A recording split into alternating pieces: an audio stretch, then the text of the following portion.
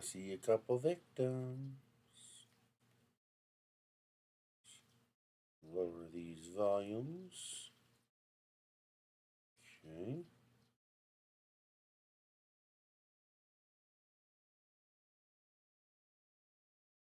Spend, save, and plan smarter with Erica from Bank of America. The railgun is an energy weapon in the Yeah. Hey, Matt. Skip.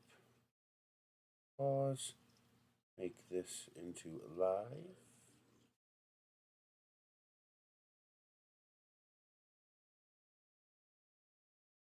There. Now I have the chat on here. Hey, red light. Last week was annoying. My eyes blew up again. And I basically laid in bed for like 3.5 days because the only way my eyes didn't hurt was to close my eyes.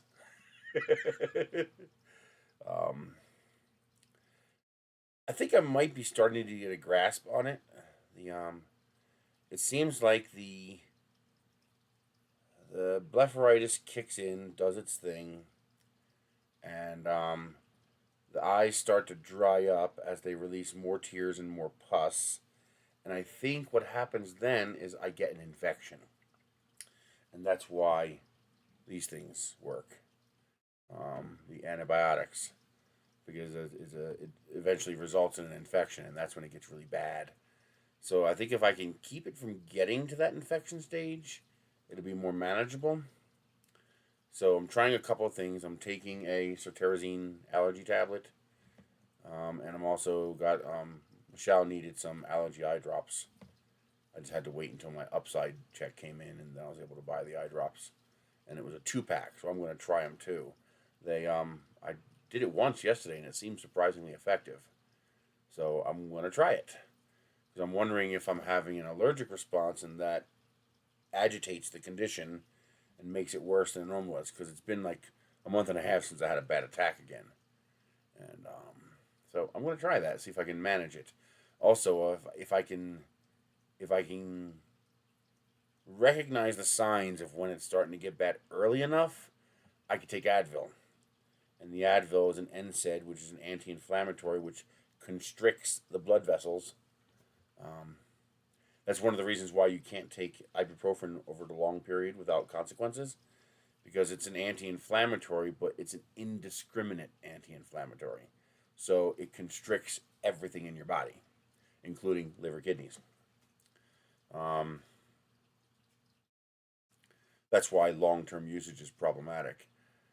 So it's an indiscriminate anti-inflammatory. So it also just by chance reduces the inflammation in the eyelids, which reduces the response my eyes have. So if I could keep it from getting to that point, then maybe it'll be more manageable. But it's really, I mean, for 3 days I couldn't even watch TV. Just laid here in bed, couldn't even watch TV because, well, first of all, opening my eyes to watch TV hurts, and with all the pus, my vision was blurry, so I couldn't even enjoy whatever I was watching. And the doctor's trying to get a hold of somebody else for a second opinion. He says it doesn't seem to make sense that this is completely untreatable. And when I look online, I see people talking about it, but nobody seems to be having the hellscape nightmare that I'm having with it. So there's got to be something else going along where I've got two things going on, and the two together are just really bad. Meaning, if I could figure out what that other thing is and treat that other thing, then this problem, which can't be treated, will become less of a problem. That's the idea anyway. So, I don't know. All I know is it's really annoying. Yesterday was the first day where my eyes didn't hurt. It's getting better now. I can tell it's on that path to the inflammation's going down, and they're not irritated. They're not pussing as much. That's why I wasn't on last week. I couldn't even keep my eyes open long enough to. Yeah, that was annoying. Just something I have to deal with. It's not like dreading over it's going to make it go away. I just got to figure it out and deal with it.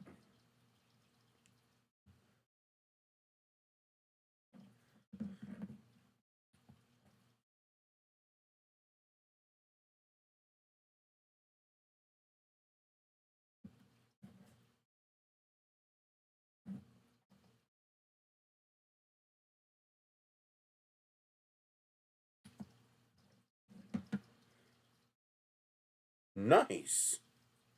I'd like to eventually get a Prusa Mini and add it to my Ender 2 collection. I love the Prusa Mini because that's when Prusa finally admitted that the Ender 2 was actually a pretty good idea. As you, well, you do your job, buddy. Hey, Robert, that's my neighbor. I torture him as often as I can. That's kind of funny. I talk to people all over the world, and here this guy is 300 feet that way.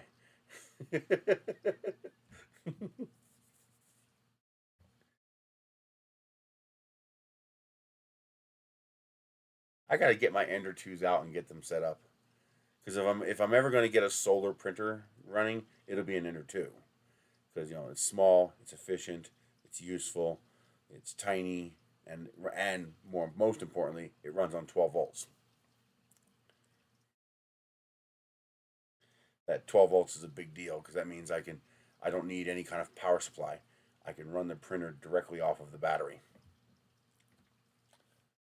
I don't have too many large batteries, but I do have a pair of 20 amp hour batteries. And let's see, what would that do? So 40 times 12.8. That's 512 watts. That's a half a kilowatt. And if I divide that by, say, 45, that's 11 hours. So 2 of those batteries should run an Ender 2 without the heat bed for about 11 hours. And I wonder if there's ways I can make that more efficient. Like the Ender 2 probably doesn't need NEMA 17 stepper motors. I could probably, drop down to what NEMA 11's next size down or something like that. It probably doesn't need stepper motors that are full size like that. It's such a small printer. And I would like to try to design my own Ender 2. Like, how far could you optimize an Ender 2? There's not a whole lot that's needed. The bed is already stupidly lightweight. There's like nothing to the bed of an Ender 2. But the X-axis could use some improvement. Do they make like those aluminum extrusions that are lighter? Like out of carbon fiber or something like that. I'm not sure. I have access to lighter materials, but those lighter materials aren't the right shape, and by the time you add all the support equipment to configure it, you're adding back the mass you saved. One of the advantages of the aluminum extrusion is it's a monolithic part, meaning while it might not be the most efficient weight-wise, you need nothing else. Like nothing else is required for it to function. It might be just a point of diminishing returns to try to make it lighter. It would be nice to make the hot end smaller. If I can make the hot end lighter and smaller, although that's just fans. That really has nothing to the hey, Big Bad Joe. I can get rid of the 40 millimeter fan by bolting a 30 millimeter fan directly to the heatsink. Just getting rid of that cage around the hot end would make a pretty big difference in its size. Wouldn't lower the mass all that much, but it would make a big difference in size. And you don't really want to use a 30 millimeter cooling fan because, well, you need airflow. Good cooling requires CFM. You just need good CFM. Might even want to add a second cooling fan, double head it, like the Hero Me. And I can make a little tiny bracket to bolt the cooling fan directly to the mounting plate on the carriage. That would lower the mass. Also, having a custom carriage plate made out of a carbon fiber plate would also lower the mass without modifying anything. As long as the carriage plate was the same thickness and all the holes were in the same spot, then you could use all of the existing parts, and you just you'd cut the mass of the carriage plate in half. That'd be in just replacing the carriage plate with carbon, and then getting rid of the shroud around the hot end, and downgrading to a 30 millimeter motor for the hot end cooling. That would probably lower the mass of the entire carriage by about 40 to 50%. I mean, that'd be a pretty big mass reduction. I bet the heat block might also be able to be shrunken, but again, diminishing returns. Thanks, Robert.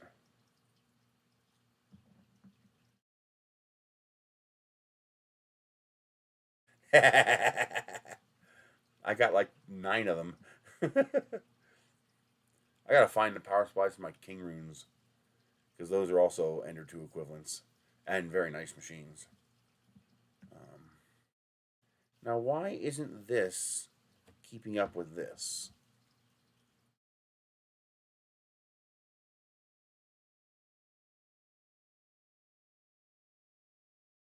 Now it updated. The live chat on the phone isn't updating in real time, and that's annoying.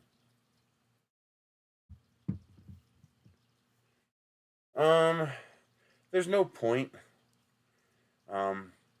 The hot end on an Ender 2, you're only going to be printing, PLA, PETG, nylon, and ABS. None of those materials require temperatures hot enough to warrant adding water cooling to the machine. That's just mass and complexity you just don't need. And the drag of the tubing filled with water running to the hot end is probably 3 or 4 times heavier than a dual ball bearing 30 millimeter electric fan. So you'd actually be making your inertial mass higher, not lower. Because that tubing has to move with the carriage, so you have to add the mass to the tubing. But no, the 30 millimeter fan is more than enough for that. Think the old E3D head hot ends, where the cooling fan snapped right onto the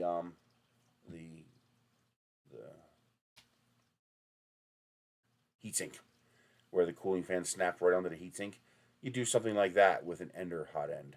You just take that 30 millimeter fan and just attach it directly to the heatsink. That's more than enough. Your primary issue is not really hot end cooling, it's parts cooling.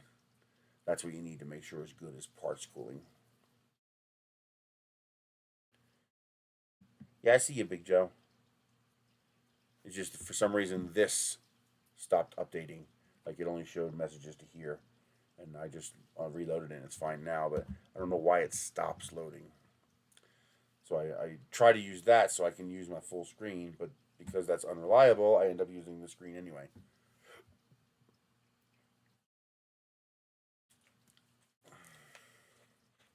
Pretty good, Zero. How are you doing?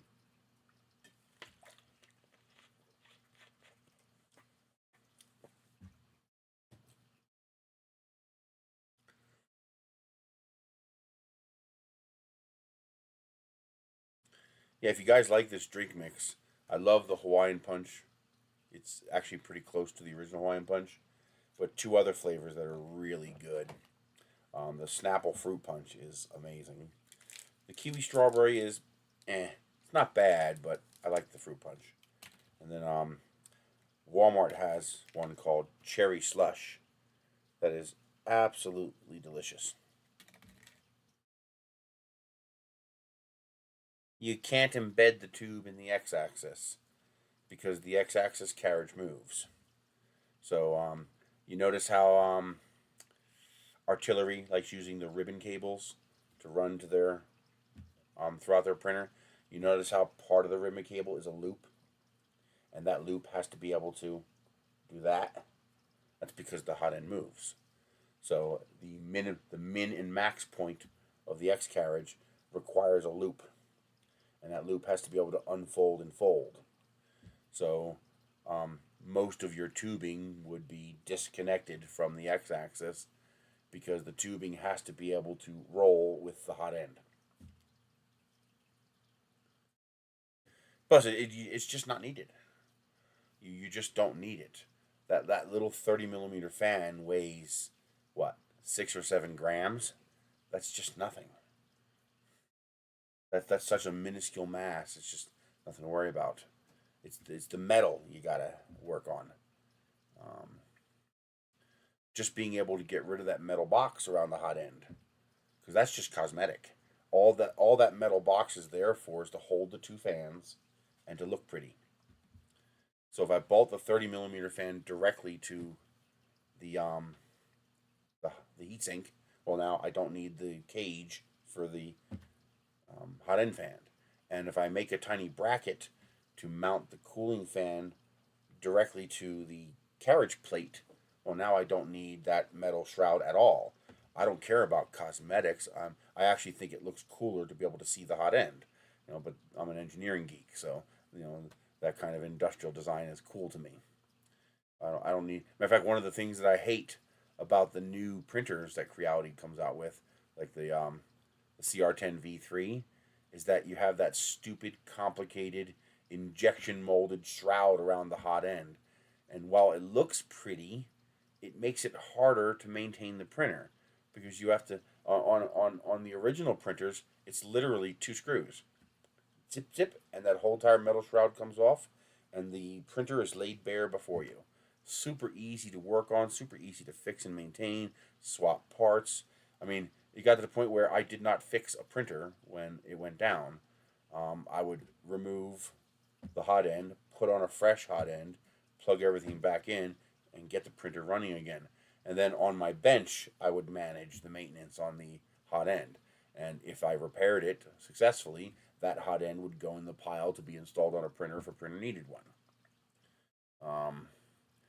But the new printers, that hot end is so complicated and so all enclosed and sealed up that it's a whole procedure to disassemble the hot end just to get access to a thermistor or a heater, a cartridge or something like that. While with the original printers, 2 screws, you pull that block out of the way, and there it is. Everything's just right there, bolted right to the carriage plate. They were so simple, and I like simple. Now, granted, I know why they did that. That allows them to do better cooling. That allows them to make sure the parts are all in the right place. That allows them to integrate things like sensors more easily. Like a probe for the bed. It also makes it look nice. It looks great in photographs and sales papers, and it looks great sitting on your desk. But I don't care. I've got a bathroom with 11 printers in it. Okay, I don't care what the printers look like. I want functionality, and so that's my objective, is to make the printer more functional. Now the cool thing is, any ideas I come up with to improve the Ender 2 can be applied to all of the CR and Ender line.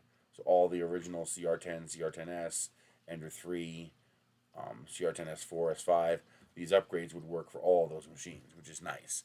That was another nice thing about it, is that you can just, one of the easiest ways to upgrade a third-party Creality clone in the old days was to replace the hot end, because usually it was the printer was a clone of a CR10 or an Ender 3, but the hot end was janky. But because they cloned the Creality, the size was about the same and the bolt holes were the same. So I could literally I got a bag of them right there. I could just take a Creality hot end and go blick, and all the printer problems went away. Because some of them had really shitty hot ends. Just bad machining on the inside, holes not lining up right, burrs inside, clogging or stuffing the hot end because it just wasn't very clean. And that's one of the big things that Creality gave to the 3D printing industry, is that as they got bigger, they started realizing that, well, instead of yelling at these vendors for not making the parts to our quality standards because the vendors are trying to save money, instead we can just make them ourselves. And that's exactly what they did. Let's put that up a little more. They just make the parts themselves now, and that allows them to have better quality control. And now you've got well, for a time there, now I don't know what the scene is now, but for a time there, you had companies buying parts from Creality to put in their printers because they were simply better quality parts at a fair price. But now the whole industry is moving toward bamboo style printers, so it'll be interesting to see how that shakes out. Can the cheaper manufacturers duplicate a bamboo without the cost? And therein lies the core problem, the core reason why open source is difficult. Open source is fantastic in concept. I love the idea of open source. And in a post-need society with fabricators or replicators, hey, Mike, open source would absolutely be king. But in a society where profit is not only desired, but honestly necessary, I mean, you can't live without money. 3D printers. Talk about Creality and their parts and how I want to do something with my Ender 2s because they're just reliable. They're 12 volts. I still want to try to run them off solar power. Not so much because I have to. I mean, it doesn't cost that much money to run an Ender 2. It's more because I want to. Because I think it would be a fun project. I think I need a third battery, though. I don't think 500 watt hours is enough. I think I need more like 700 or 800 watt hours. Basically, I need enough battery power to go 12 or 14 hours at least. Because it's not just sunset to sun up. In the summertime, it's sunset to sun up. You know, I could put a... Well, maybe it's not a problem. I mean, the whole thing's going to run off a single solar panel. And that single solar panel is going to be a 250 to 350 watt solar panel.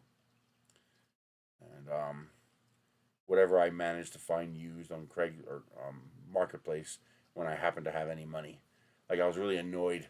Last week there was a guy who had 335. No, that defeats the point. The whole point is to have no footprint. And if you run a generator, you've got a hell of a footprint. I could just use the house as a generator and plug it in. The idea is to be off-grid. Technically, a generator is on-grid, unless you're making biofuel. If you're making biofuel... if you're making biofuel, then a generator is off-grid. But a generator is technically on the grid, because, well, you've got to go buy gasoline for it. And, but a solar panel, you know, I can seal that printer in a biodome. You know, not obviously you're going to have maintenance, and that parts are going to come from, you know, society, of course. But it's more of an exercise. It's more of a fun thing I want to try to do. I live in the desert. I live in New Mexico. So one thing that we get a literal fuck ton of is sunlight. Cloudy days shouldn't be a problem. Solar panels don't stop producing on cloudy days. So here's the thing. The reason cloudy days are a problem for solar power is because usually you have just enough solar power for your application. So if your house consumes, 12 kilowatt hours a day, that means you need to generate something like, you probably need to generate something like 15 or 16 kilowatt hours because you have to generate that full 12 kilowatt hours inside of the 10-hour window in which you have sunlight. So on a cloudy day, your just enough solar panels are no longer just enough.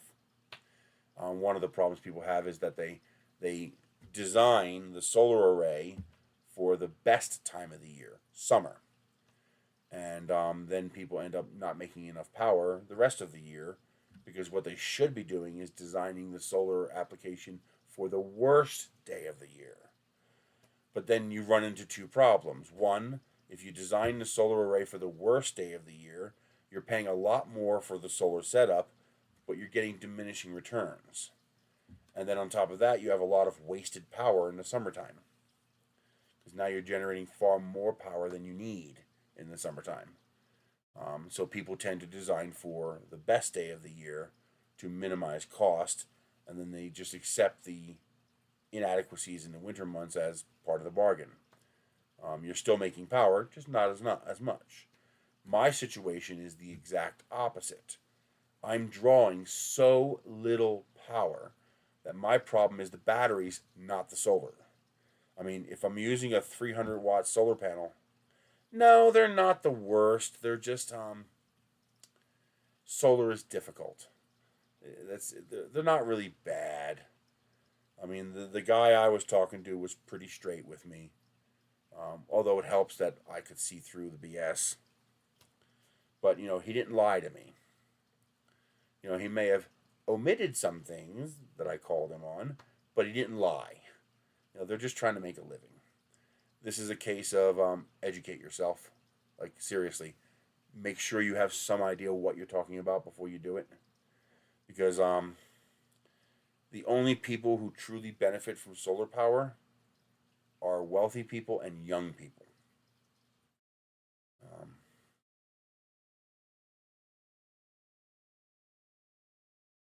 How many kilowatt hours does that motor consume? That's what I need. All those numbers don't mean anything to me. What I need is your average kilowatt hours consumed by that motor.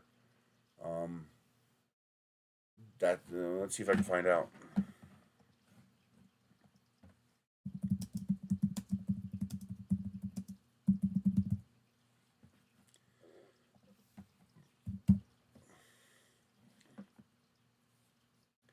A standard pull pump uses between 1,500 and 2,500 watts of energy, and it typically runs a minimum 8 hours a day to circulate and clean water. Assuming a 2,000 watt, approximately 2.5 horsepower motor running 88 hours a day, you'll use 480 kilowatt hours a month. You're running a 1.5, so let's assume this is a literally out my ass guess here. Okay, you need to confirm these numbers. Let's assume you need 300 kilowatt hours a month. Okay, so first of all, 15 hours is gone. You're not doing 15 hours. That's off the table. So just take that out of your mind. Let's assume 300 kilowatt hours divided by 30 on wait a minute. We can get a little better than that. 300 times 12. So we're looking at about, let's just be safe and call it 4 megawatts a year. So 4,000 divided by 365. You need about 11 kilowatt hours per day. If you're using 11 kilowatt hours per day, they're saying 8 hours. So that's 11 divided by 8. That's 1.375 kilowatt hours per hour. And now you want 15, which you're not getting. Let's assume you can get 10 times 10. So you need 13.75 kilowatt hours per day. So what we need is real-time power, and that's 1.4. You need 1.4 kilowatt hours. Where do you live?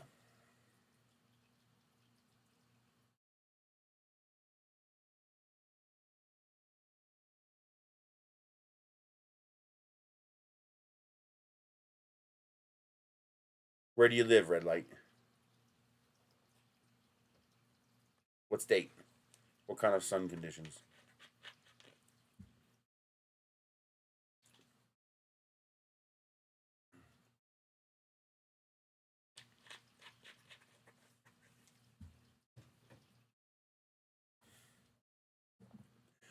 Well, assuming you're not living in one of the northern states that has horrible winters.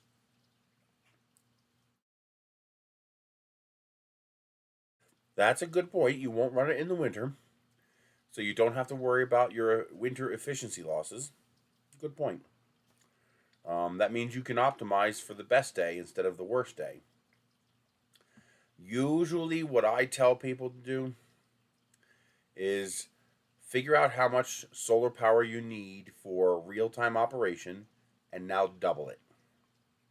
Indiana, ooh, that's pretty bad. Indiana's pretty bad. That's pretty far up there. Nice state, but not great for solar. Um, I would suggest probably a 2.5 kilowatt, you might be able to get away with a 2 kilowatt solar array, So that would be 8 solar panels. 8 solar panels should cost you about $200. I'm sorry, not $200. $50 each. 8, $400. So you're probably looking at between $400 and $500 in solar panels. You're going to want between 8 and 10 300-watt plus solar panels. So if you've got 8 of them times 300, we're assuming 350, you're going to get about 300 out of it. That's 2.4 kilowatt hours. That's almost double what your motor needs. That's good. Then the next thing you're going to need is charge controller, a small battery, and an inverter to run the pump. The most expensive component there is going to be the inverter. You need an inverter that can run electric motors, and it needs to be relatively clean power. And you want an inverter that is double what you need, at least. So you're going to want like a 3,000 watt inverter to run your 1,500 watt. I'm assuming 1,500 watt. You want a 3,000 watt inverter to run your 1,500 watt motor, because it's got to handle that startup load. So what you'll have is, and you, depending on how much battery power you have, you could get 15 hours. That's not impossible, and it wouldn't be that expensive. Charge controllers, $100. That's cheap. The solar panels, you're probably looking at $50 to $75 each used. You know, you just gotta wait for a good deal. You're gonna need some miscellaneous wiring and stuff like that. The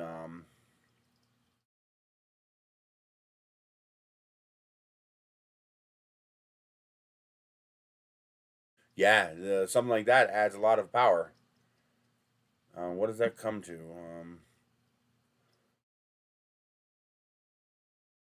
1.3 times 24 times 30. That's 930. So you're basically using a megawatt. That's you're using a megawatt to run that 24/7. I'm guessing at how much power it consumes. Times 0.1. That's $93. Yep, that's about right. So you're probably consuming a bit more than a megawatt. Although you're probably, well, no, you're probably consuming less than a megawatt, because you're probably paying more than 10 cents for electricity. Do you have your latest electric bill? No, you're in a crane, so you don't have your latest electric bill. When you get home, look at your last electric bill.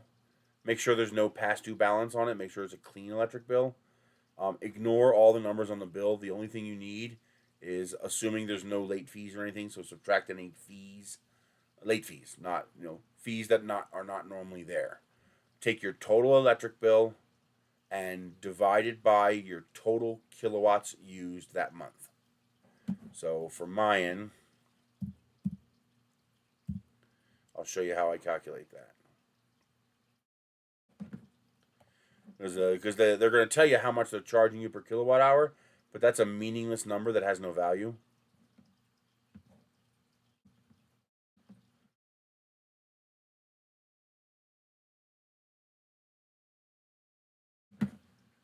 Let's see here. Billing history. Let's see.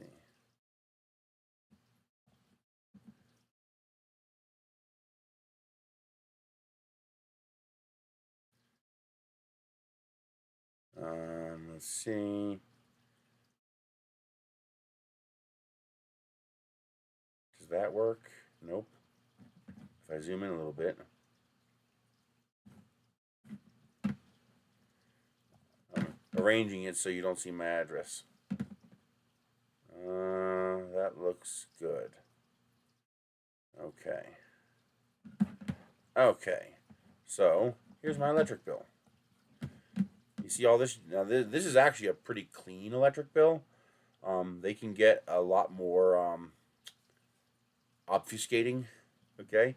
So, as you see, this is my electric usage, $58 and $48. This is, I'm on what's called time of use. And what that means, this is a summertime time of use. So from 4:30 p.m. to 10:30 p.m. is peak time, where I'm paying 15 cents a kilowatt hour. it's actually 21 cents a kilowatt hour. And off peak is 10:30 p.m. to 4:30 p.m. I'm only paying 6.2 cents a kilowatt hour, but it's actually more like 11 cents a kilowatt hour because you have to add all this. All this has got to be added. All this has got to be added. All this has got to be added. Our bill here is actually really simple. Besides this service charge, which is ridiculous, our fees are not that bad. What you need to do is a lot of electric bills are going to have transmission charges, generation charges, and then production charges, and the advertised price is 1/3 that. So what you need to do is you take your total bill, in this case, $125.69, and you divide it by your total kilowatt hours used, which is this number right here. So I take 125.69 divided by 1171. I am paying, on average, 10.7 cents per kilowatt hour. That's actually really good. That means I've been doing a good job at shifting my power to the off-peak time. I usually average around 12 or 13 cents a kilowatt hour. So I'm actually averaging 10.7 cents a kilowatt hour with that $25 service fee and this $12 in taxes because the bill's so small. So that's really good. That's really good. Well, this is the month I didn't need the AC either. I didn't need heat and I didn't need AC. So that really made it very affordable. So I'm averaging 10.7. That's what you have to do. You have to take your bill total, not your power total, your bill, your grand total bill with all taxes and fees, and you divide that by your total kilowatt hour used. And this is a 31-day month, which is nice. So as you can see here, my previous month I used a similar amount of power, but this is last year. It doesn't show the month before that. When I was using heat, I'd have to use a different bill. These big ones here. So that's what you got to do. You got to figure out what your kilowatt hours is, and what your rate is per kilowatt hour, and then you could figure out how much that pool pump is actually costing you. Let me change views before I move that screen, so I don't accidentally expose my address again, which I'm really good at doing. Like everybody doesn't know where I live now because my dumb ass keeps exposing it. So that's how you figure out what you're actually paying for electricity, and that's how you can figure out, is it worth going solar? For something like a pool pump, it probably is. Your ROI is going to be pretty high. It's going to be pretty fast. If we assume you're actually consuming $100 worth of electricity, if you were to run it on a 12-hour cycle, it'd probably be like $60. So we're going to use a $60 number, since running it 24/7 doesn't really make much sense, unless you're supposed to run it 24/7. I don't know. Never had a pool. Let's go with 60. Let's assume you'd be smart and run the pump the same as the solar would run. So you're saving $60 a month. How long will that take to pay back? So you're looking at, assuming you can find solar panels for a similar price that I find them here, and since they're in higher demand here, I imagine they'd be cheaper where you are, but I'm not sure how that works. You're going to be looking for 350 watt class panels, and then you're going to want at least 8 of them. You might be able to get away with less, depends on how much sun you have, but let's assume 8. There's another reason to have double, I'll explain in a moment. If you have 8 solar panels times, let's assume you get $75 a piece. That's $600 in solar panels. If you want to get that 12 to 15 hours of runtime, you're going to need batteries. And they're about $160 each. 2 of them, so let's call it $330. That would get you 2.5 kilowatt hours, which should be enough to run your pump for about 2.5 hours. That might get you to your 12-hour mark. Then again, you might decide that that's not worth the price for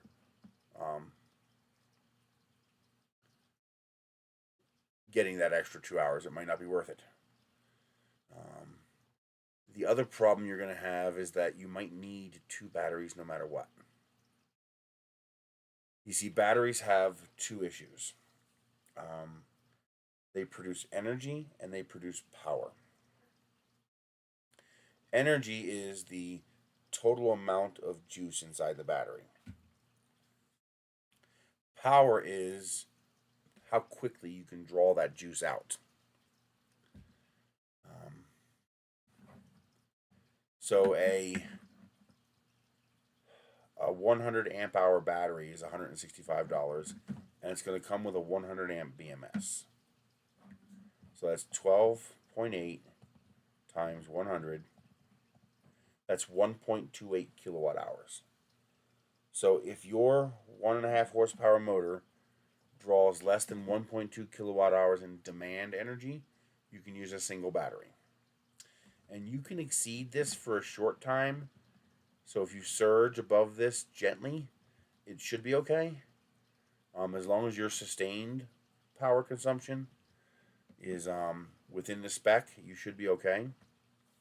So you might even want to downgrade the motor a little bit if it's above this, but your motor is only 1.5 horsepower. It might be below this. I don't know. You'll have to check.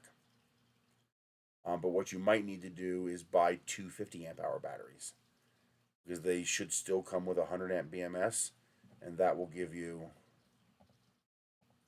2.5 kilowatt hours of demand power, which will be more than enough to run the 1.5 horsepower motor. So it all depends. If you're lucky and you can get it to run off a single battery, then you just do the 600 for the solar, 165 for a battery. You're probably looking at 100 for a controller. You're probably looking at $100 for miscellaneous wires. Oh, I screwed that up. 600 plus 165 plus 200. You're gonna have to build a mount for these solar panels. So probably $300 in lumber and screws. To build a frame to mount these things on. What else you need? And then you also need an inverter. Let's call it $300 for the inverter. I don't know what that's going to cost, but let's assume $300 will do it. So you're looking at about, let's call it $1,600. 1,600 divided by 60. It's going to take 26 months to break even. Assuming you run this for 6 months out of the year, times 2, just to make it simple, 53 months divided by 12, 4.4 years. That's not bad. Those panels and batteries and whatnot should last a minimum of 12, probably closer to 20 years. So you're looking at probably a 15-year lifespan. That's 3 to 1. That's not bad. And your ROI would be 4.4 years. So yeah, I would say that's worth going to solar. If you buy the panels used and you do the work yourself, and anything you can scavenge will reduce your costs. Of course, this could fluctuate by $200 depending on how much battery power you need. Now, the reason this can work is that, ooh, nice.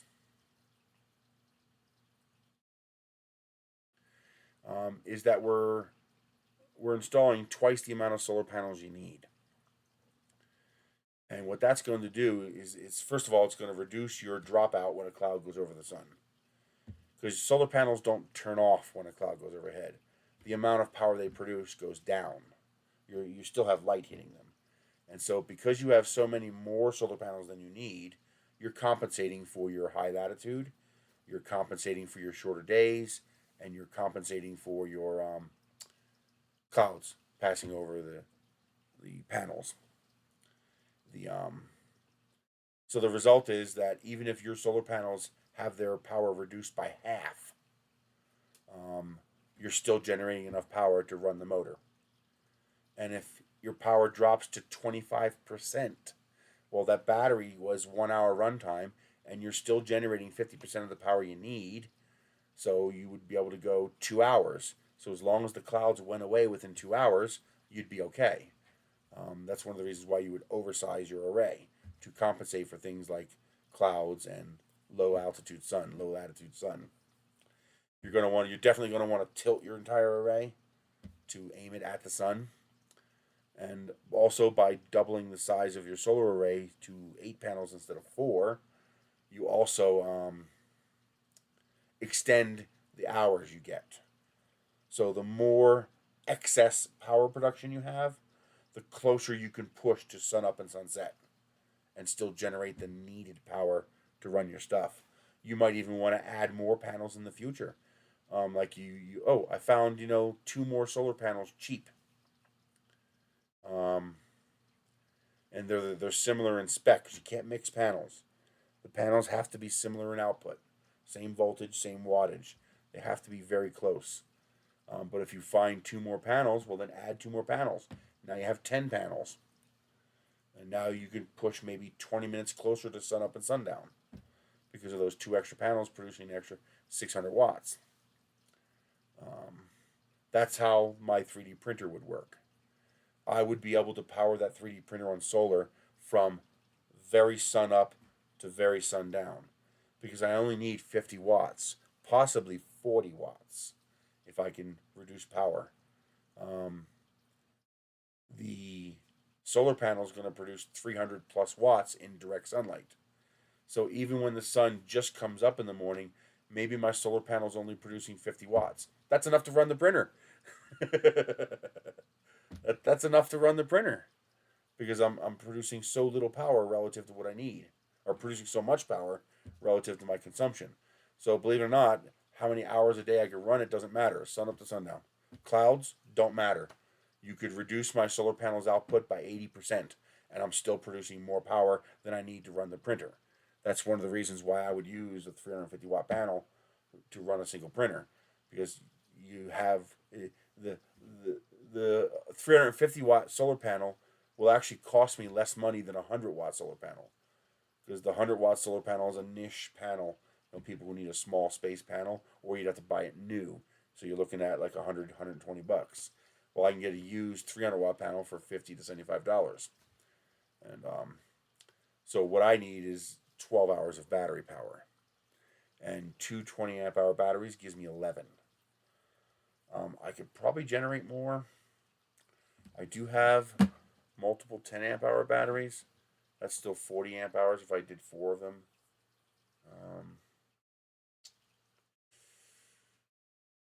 I need like 30 amp hours. I would have to buy a third 20 amp hour battery, and that would give me 60 amp hours times 12.8. That would give me 768 watt hours divided by 50. That's 15 hours. So that gives me my 12-hour overnight run plus a buffer. That gives me so even the first hour and a half of sun up and sun down, I have enough battery power for that. So that's what I would have to do. I'd have to spend the 80 bucks, which I don't have right now. I'd have to spend the 80 bucks to buy a third 20 amp hour battery, because what I need is 60 amp hours.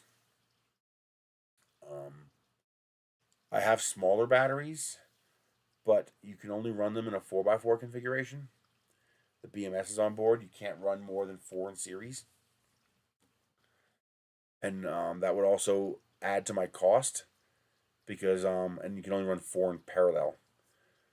At that point, I would probably try to do an Ender 3, because an Ender 3 is 24 volts.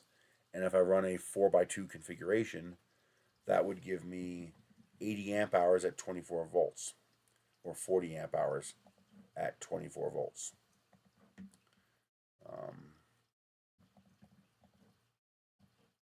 Which would give me 1 kilowatt hour.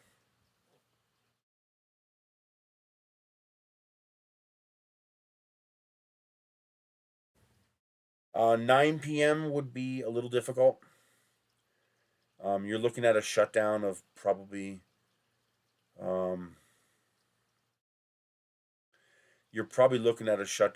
closer to 8 o'clock. Your solar is going to be insufficient around 7, and then your battery will run for an hour, hour and a half. That'll get you to about 8, 8:30, maybe. You're probably looking at 8 o'clock. Because remember, you also have the problem of trees. Indiana is covered in trees. So what's going to happen is, even though you still have sunlight, it's behind the trees. All right. So you lose the sun once it drops below the trees. Now you're still going to produce power, but with the sun behind trees, you're probably going to lose more than 50%. It's going to be worse than cloud cover. So you're probably looking at 7 o'clock before um, um,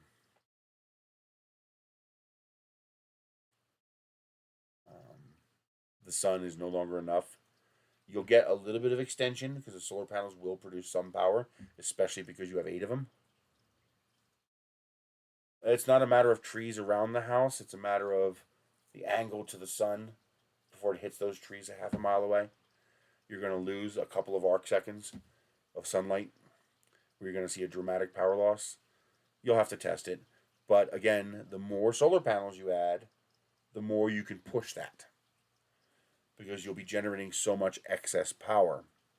And even if you're not generating enough power to run the motor, you'll be extending how long the battery can run the motor. Because now you have a 1 hour runtime on the battery, but you're producing 30 minutes of solar power. So now you have an hour and a half because it's going to slow down the battery depletion. And then what else you can do is how the AC devices and stuff like that have that electrical box next to them with that thing that you grip with your hand. It's basically a switch, and you yank it out to disable power so you can work on it. You're going to want to install 2 of those.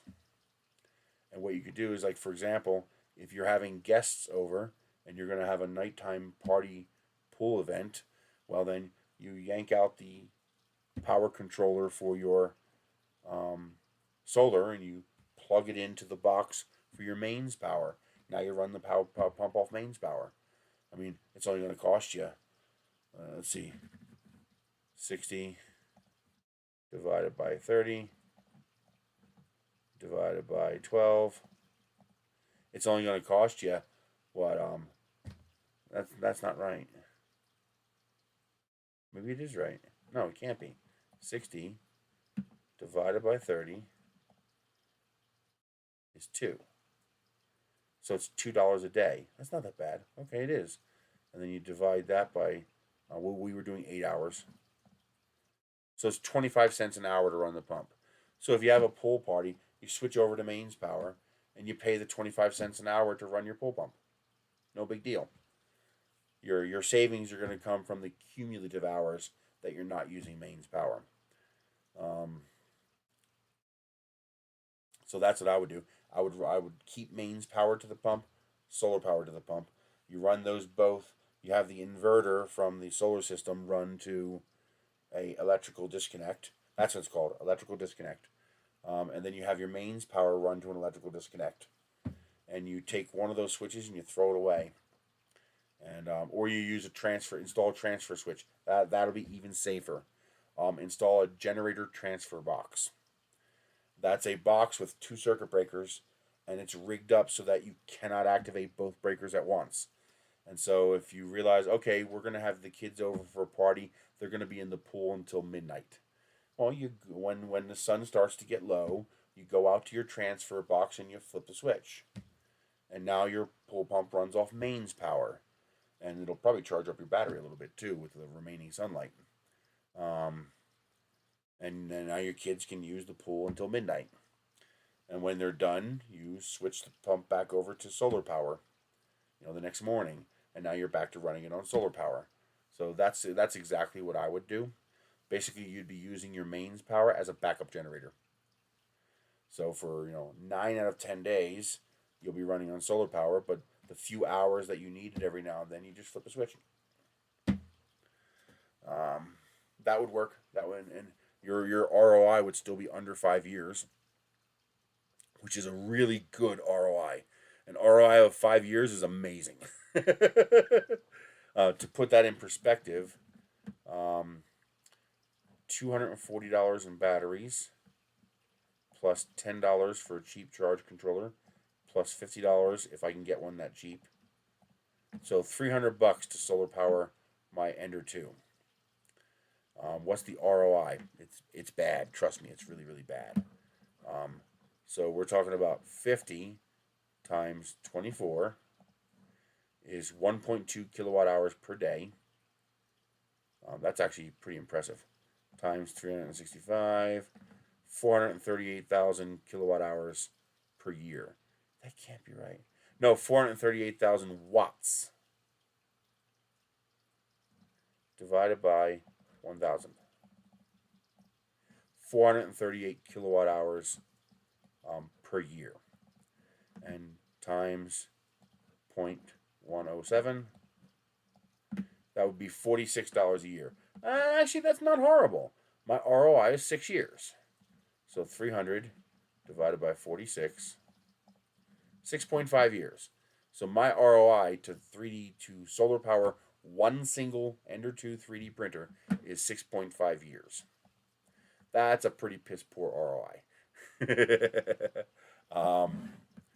Considering what it's doing, considering what it's saving me. But that would allow me to run that printer for 24/7 for nothing. Well, in 6.5 years, I'd be running it for nothing. What I'd do is I'd be prepaying for my power for 6.5 years. And I wouldn't realize any savings until, watch that. Watch that what? If you posted a link, I didn't get it. Hang on. I might as well. I decided anybody who's been in my channel for forever, there's no reason not to make you a moderator. If I can't trust you to be reasonable at this point, then my sense of trust is useless. If you tried to post a link, go ahead and repost it. Now that I made you a moderator, you'll be able to post a link.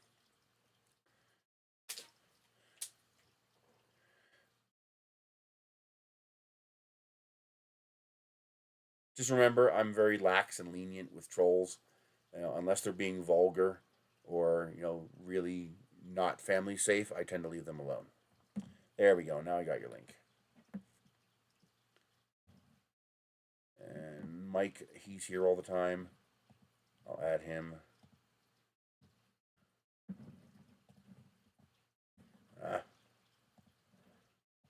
There's just no reason not to. It just makes life easier when people can post links. Let's see. How to generate homemade infinite energy of the car alternator and engine. Horrible. I don't even need to look at it. It's horrible.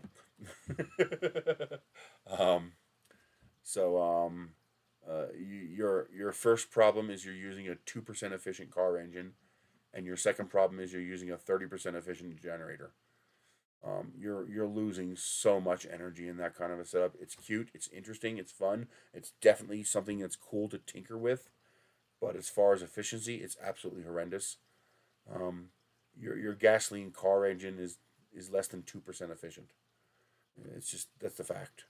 People say, oh, cars are 25% efficient. No, they're not. The heat pump in the car is 25% efficient. But that's after accounting for the losses in extracting that heat energy from the gasoline. You're extracting like 4% of the energy in the gasoline.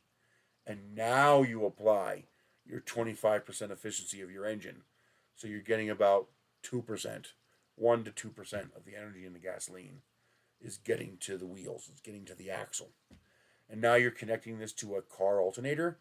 That's like the worst thing you could possibly use to generate power, because a car alternator has access to so much excess torque, and the difference that a car alternator is going to make in fuel economy for a modern engine is so insignificant that they don't care about efficiency. It doesn't matter. So a car alternator, well, maybe it's not as bad as I thought.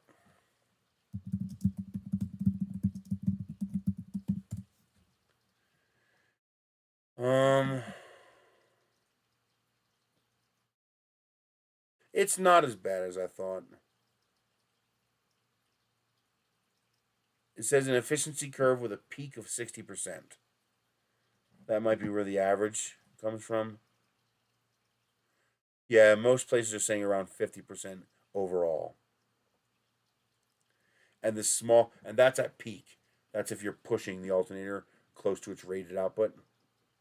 Well, they're doing it. Okay, the reason people are doing it is because they can, and there's nothing wrong with that. Absolutely nothing wrong with that. Like I said, if you want to do it as a project, you want to have some fun, do something interesting, hell yes, play with it because it's cheap. You can get cars and alternators very affordably, depending on where you live. But if you're talking about efficiency and you have the resources to do it more efficiently, there are much better ways to do it. I wouldn't want a power printer with this. It would cost you a fortune. It would cost you a hell of a lot more than just plugging it into the outlet. And it would cost more, unless you got the parts for free. So you're looking at you're looking at 2% efficiency from gasoline. Oh yeah, see now if it's free, that's different. But it's not free. You still gotta buy the gallons of gasoline to run that engine. So if you, for example, there is a situation where this could make a lot of sense. If you work at a scrapyard and you're draining the gasoline tanks for their fuel, well, you basically have free fuel. Okay, now this is starting to make a little bit of sense because you're not paying for the gas. However, you'll gain a far greater advantage by simply dumping that recovered fuel into your car's gas tank rather than using it to generate electricity. You will save more money by using it to, let me check that second link.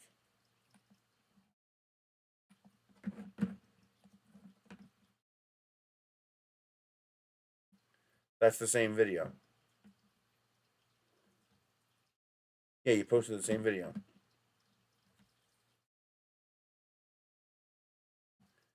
It's not all free. Let me watch this real quick. When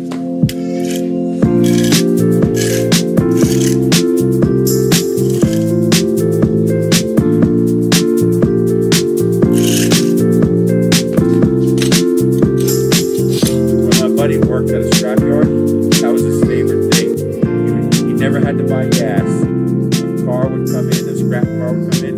He'd get anywhere from 1 to 10 gallons of gasoline out of the car, and he'd put it right into his fuel tank. And for like 6 years, he never had to buy gas. It was wonderful.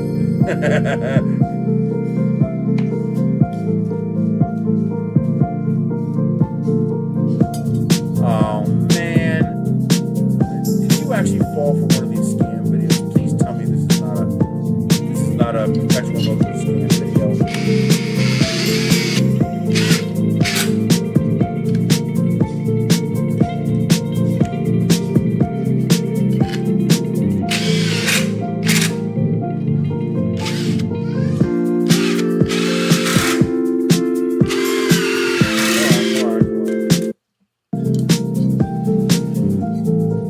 Oh, for Christ's sake.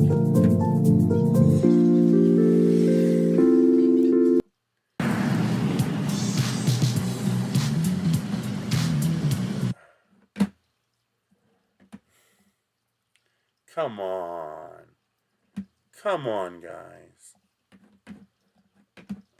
I know my viewers are better than this. I know it.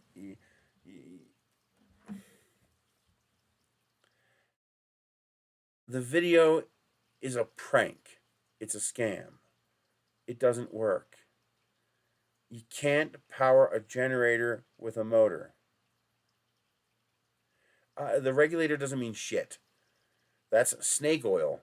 That's designed to make it sound like he knows what he's talking about. Okay, that means nothing. All you need to know is conservation of mass and energy. The music was from the video. Yeah, a lot of people are making scam videos doing it. No one's actually running one. Okay.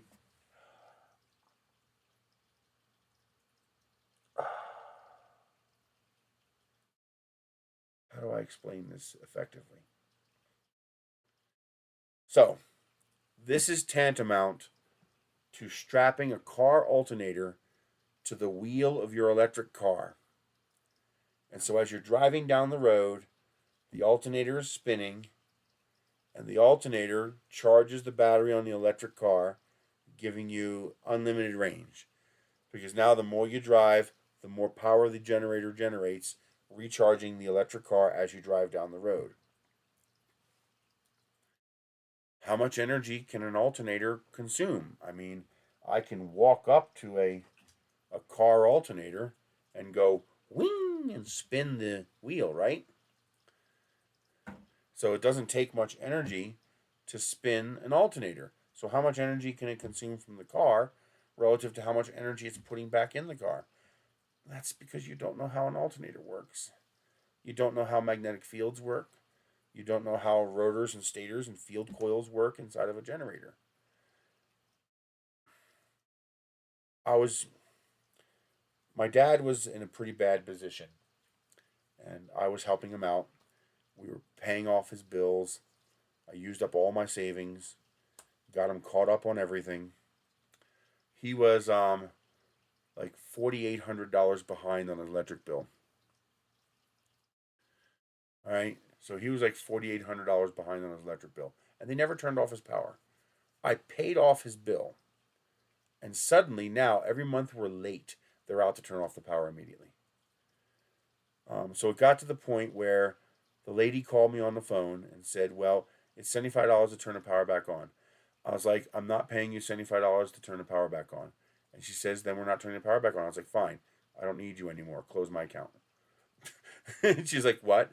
I was like, "Do you hear that engine running?" I was like, "I'm generating my own power. I would rather pay triple the price to the local gas station and be able to tell you to go fuck yourself for your $75 reconnect fee." I was like, for 3 years, this man has had thousands of dollars owed on his electric bill, and you never turned off his power. Now we pay the bill off in full, and so we're just a week behind each month on the electric bill, and you're out every month to turn off the power. Well, you're doing that because you're greedy. You want to collect the $75. So what I'm going to do is leave the power turned off for 11 days. And I was like, "Do you know why I picked 11 days? Because that's how long it would take for me to use $75 worth of electricity from you. And then I'm going to have you turn the power on. So that the $75 that I pay you, well, it's nothing now because you lost out on $75 in generation." And I was like, "You guys keep dicking with his medical file. First, you said you couldn't read the date. Then, you said you couldn't read the doctor's name. Then, you said it was slightly outside the box. This is getting to be a joke. I'm just going to, matter of fact, you know something? Screw that." I said to her. I was like, "A month. I'm going to leave the power off for a whole month. I'm going to put some solar panels up. I'm going to run a generator. Yes, it's going to cost me more, but you're not getting it." Literally 3 hours later, a manager calls us up and said, "We're coming out to turn the power on. We're waiving the fee." They were just dicking with us. Okay? But the reason I brought that story up is that I was running a 3,000 watt inverter off of the alternator in my minivan. I had a 1996 Plymouth Voyager. Love that minivan. I connected the alternator of the car, the battery, to the inverter, and I was using the inverter to allow us to run a single TV and charge up, lights and phones and tablets and stuff like that. But mostly that was just excess power. Mostly I was freezing the freezers. I was getting the freezers back down to -20, and then every 8 hours I'd have to come out and start the car up again and get the freezers back down below -20. No, it wasn't 8 hours. It was twice a day. The 8 hours was my bus. I think this is 20 years ago, so excuse my memory, but I think I had to do it twice a day. I did it once in the morning, got the freezers. Yeah, it's totally fake. Um, and then at night I would run the car again and get the freezers back down below -20 degrees. That's how cold the deep freezers could get, and they would stay below 32 Fahrenheit for about 12 or 14 hours. So as long as I started the car up twice a day and ran it for about an hour, hour and a half, that was enough to bring the freezers back down to -20. And then were generating a bunch of excess power. So everybody plugged in their phones and tablets and stuff, got everything charged up, watched TV for an hour and a half, 2 hours. Um, and then I would turn it off again and we'd be without power. It was a fight with the electric company, lasted about a week. We won. I wasn't losing that battle. I don't care what it took. So, the torque required to turn an alternator is extraordinary. An alternator is not free spinning. It's not spin the alternator like you saw the guy do. That's an unloaded alternator. You do not have a load applied to that alternator. The moment you apply a load to the alternator, it becomes harder to turn. It becomes so hard to turn that when both my freezers kicked on at the same time, it stalled the fucking car. The torque required to turn the alternator was so great, it stalled the engine. The engine couldn't do it. The automatic governor couldn't react fast enough to raise the RPMs, and it stalled a 6-cylinder engine. It takes an incredible amount of power to turn an alternator. Now, the reason it works in a car is because your gasoline engine is making so much excess power that's just going to waste. The alternator doesn't have to be that efficient. Now, let's go back to the scenario of trying to charge a Tesla off of an alternator. So you have the wheel of your Tesla, and you're going to take an alternator and you're going to mount it so that the wheel turns the alternator of the wheel of the alternator. Now you're thinking that's going to power the car, because that's what he's showing in the video. Now, I want you to think about this logically. You have to break it down. Power is like a chain of custody. When the CSI collects evidence, he puts it in a sealed bag after taking pictures and marks down date, time, what it is, what he did, who he is, where he is, when he is. In order for that CSI to hand off that evidence to someone else, they have to sign the chain of custody. Handing off to Officer so-and-so. Officer so-and-so acknowledges and signs it. When Officer so-and-so gets back to the station and puts it into evidence, again, the officer signs the chain of custody, the evidence tech signs the chain of custody. So at any point in time, we can go, okay, Your Honor, how did that glove that doesn't fit my client get from his house to this courtroom? And they'll look at the chain of custody.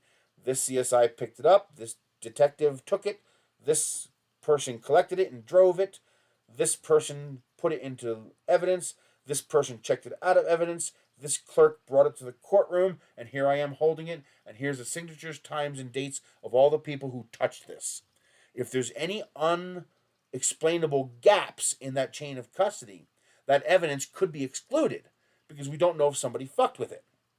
Well, think of that chain of custody of evidence as your universe checking on you to see if you're adhering to conservation of mass and energy. So you have to do a chain of custody check. You have an alternator. That alternator is making power, and that power is recharging your Tesla. Okay? Where'd the power come from? Let's go through the chain of custody. All right? The alternator is generating power. Where'd the power come from? It came from the field coils in the generator. How did the field coils in the generator make the power? Because they're rotating. Why are they rotating?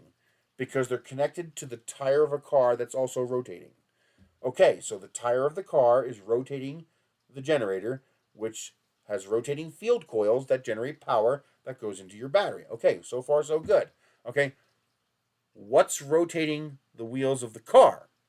Well, the car's going down the road. Yes, but how is the car going down the road? That requires energy. How is the car able to power itself down the road? Well, there's a drivetrain. Okay, so now we've backed the chain of custody from spinning wheel to drivetrain. How's the drivetrain being driven? With an electric motor. Okay, so now we're back to the electric motor in the car, and that electric motor is turning. That turning electric motor is turning the drivetrain is turning the wheel is turning the generator is spinning the field coils, and the field coils are putting power into the battery. So far, so good. Our chain of custody is clean. There's no gaps in our chain of custody. How's the electric motor turning? Well, the motor controller is delivering power to the motor when you press the juice pedal. Okay? How is the motor controller getting its power in order to drive the motor when you use the juice pedal? It's getting its power from the car's battery. Do you see what we just did? We created a loop. We went from battery to charge controller to motor to drivetrain to wheel to alternator to field coil to charger in the car to battery. But that's where we started. We started with the battery. So, where's the power coming from to spin the alternator to charge the car's battery? The power is coming from the car's battery. You've just created a Rube Goldberg, incredibly inefficient way to spin an alternator and charge your car from its own battery. You're using the car's battery power to recharge the car's battery. Well, now you have to apply. Now the universe comes in and says, conservation of mass and energy. You cannot extract 100% of the energy from the battery. So if you pull 100 watts from the battery, you're only going to get about 95 watts of power out of that battery. You lose 5 watts. When you go through the charge controller, you lose another watt. When you go through the motor, you lose another watt. When you go through the drivetrain, you lose another watt.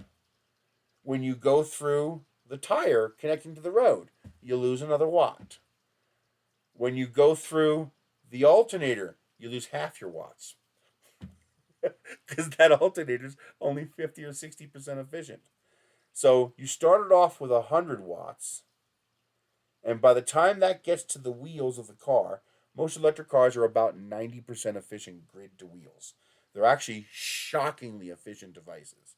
So if you put, let's do a kilowatt. If you put a kilowatt out of the battery into the car, you're going to get about 900 watts to the wheels.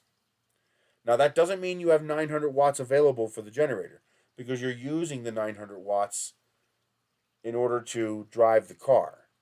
All right? And the 100 watts you lost, that's not available to the generator because that never made it to the wheels. Let's say your generator is generating a kilowatt.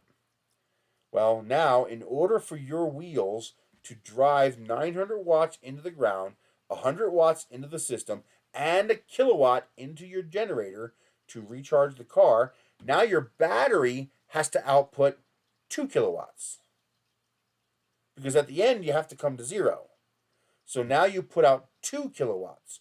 You lose 100 watts in the drivetrain, you lose 900 watts to the ground pushing the car, and you lose 1,000 watts powering the alternator that goes back into the car. So you're saying, okay, so you get the 1,000 watts back into the battery. No, because the alternator is only 50% efficient. So you lose half of that 1,000 watts, and you're only getting 500 watts into the battery. So you're using 2 kilowatts to make 500 watts. You're losing 1.5 kilowatts in the equation. You put a generator on the tire of an electric car, not only will it not extend your range, it will decrease your range. Because now power that could have been used to drive the car another mile is instead being burnt up as heat in your 50% efficient alternator. Because you're only getting back half of what you put into it. That's called conservation of mass and energy. So when you see somebody connect a motor to a generator, full stop. I don't care what you think you're seeing in that video, it's a lie. Because where's the power source? Well, the power source is the motor. Okay, what's driving the motor? The alternator. What's driving the alternator? The motor. What's driving the motor? The alternator. You've created a logic loop. Where's the fucking power? I can tell you where the power is. In the electrical outlet he's hiding under the plywood that he has all this stuff screwed into. It's plugged into mains. He's just hiding the wire underneath. Okay? This is like you taking the 12-volt power supply out of your 3D printer, connecting it to an electric motor, and then connecting that electric motor to a little tiny generator, and then connecting that generator to a light bulb. Where's the power coming from?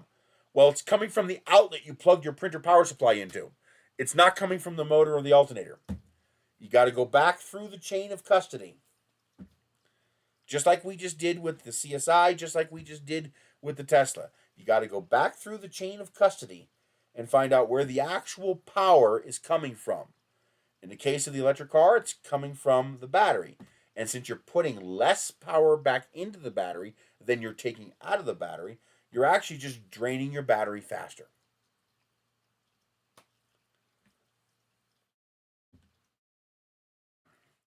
The only way we might be able to get free power is if we steal it.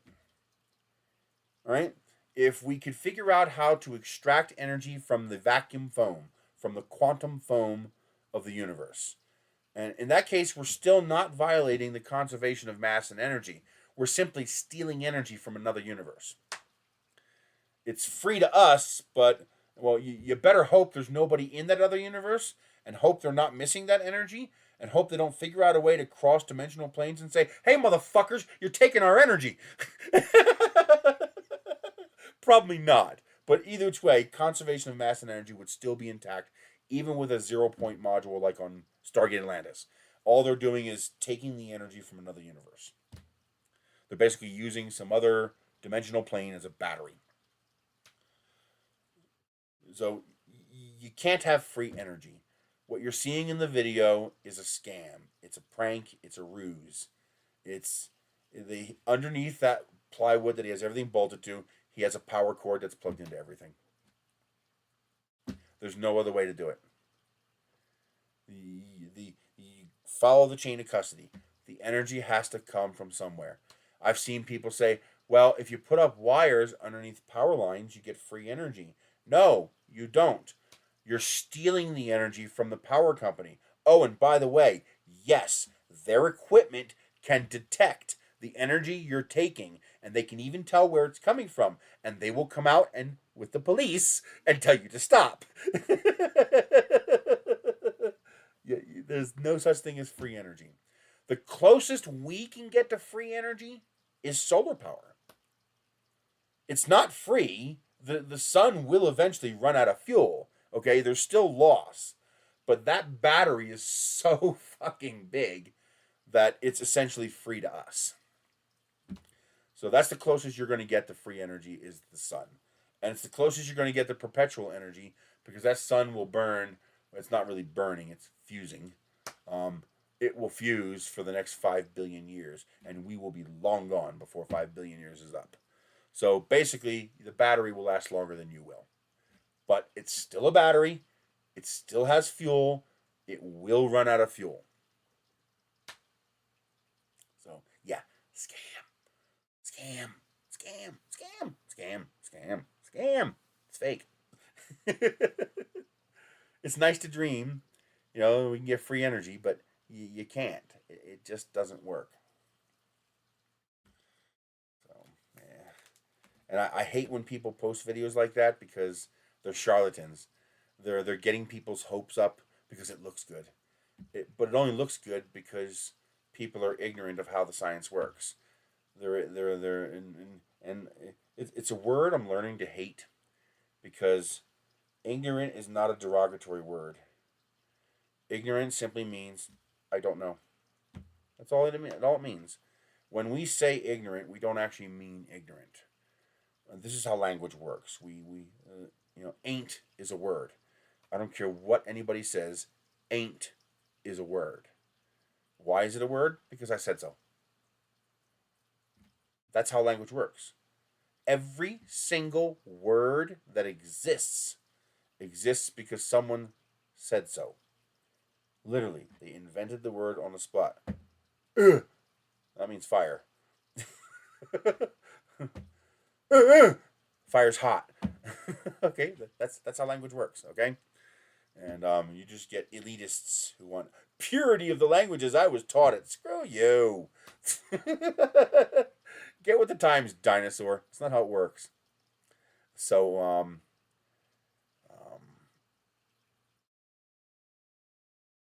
people are ignorant has been co-opted. When you call someone ignorant, we don't actually mean the word ignorant. What we usually mean is willful ignorance. You see, willful ignorance is derogatory because when someone's willfully ignorant, that means they don't know, but they could know, and they choose intentionally not to. Um, so when I say ignorant, I don't mean willful ignorance. I mean you just don't know. But there's a lot of ignorance regarding science, regarding math, regarding how the universe works, how energy works, and so it's pretty easy to make something that looks plausible on its face, and it's just because you can't see the power wire. Why does it look plausible? Well, because we know generators make energy, and we know alternators or motors, spin things, and when you spin this thing, it makes power. That's how generators work. I mean, every power plant in the country is a generator. You know, pretty much every power plant in the country is a steam generator. Whether you're using oil or stuff like that, all of it's being done to spin a generator. Hoover Dam, you're using water to spin a generator. All of it comes down to spinning a generator. You're taking energy from something else to spin something else, and you're using that to make power. But that energy comes from somewhere. Right now, I'm printing more of my juice boxes. I brought in the PETG that I got from the vendor at Rocky Mountain Murph, and I'm printing one of the giant ones before I switch back to start printing my blocks again. Because I want to start, now that I have 10 kilograms of plastic, I want to start printing my blocks. And then I'm also going to try printing one of them with a 0.4 millimeter nozzle at 40% size. No, the camera's built into this computer and they're in a separate room. I gotta set some cameras up in the print room to look at the printers and stuff like that. I gotta do that. I've just been lazy about it. But yeah, I'm looking forward to seeing how the 40-50% scale box comes out. I think that's going to be pretty cool if my tolerances are enough. But thankfully, the only tolerance I would have to adjust is the lid itself, so I wouldn't have to reprint the whole box. I just reprint the lid, which is a quick print. So hopefully I think that'll actually come out pretty nice.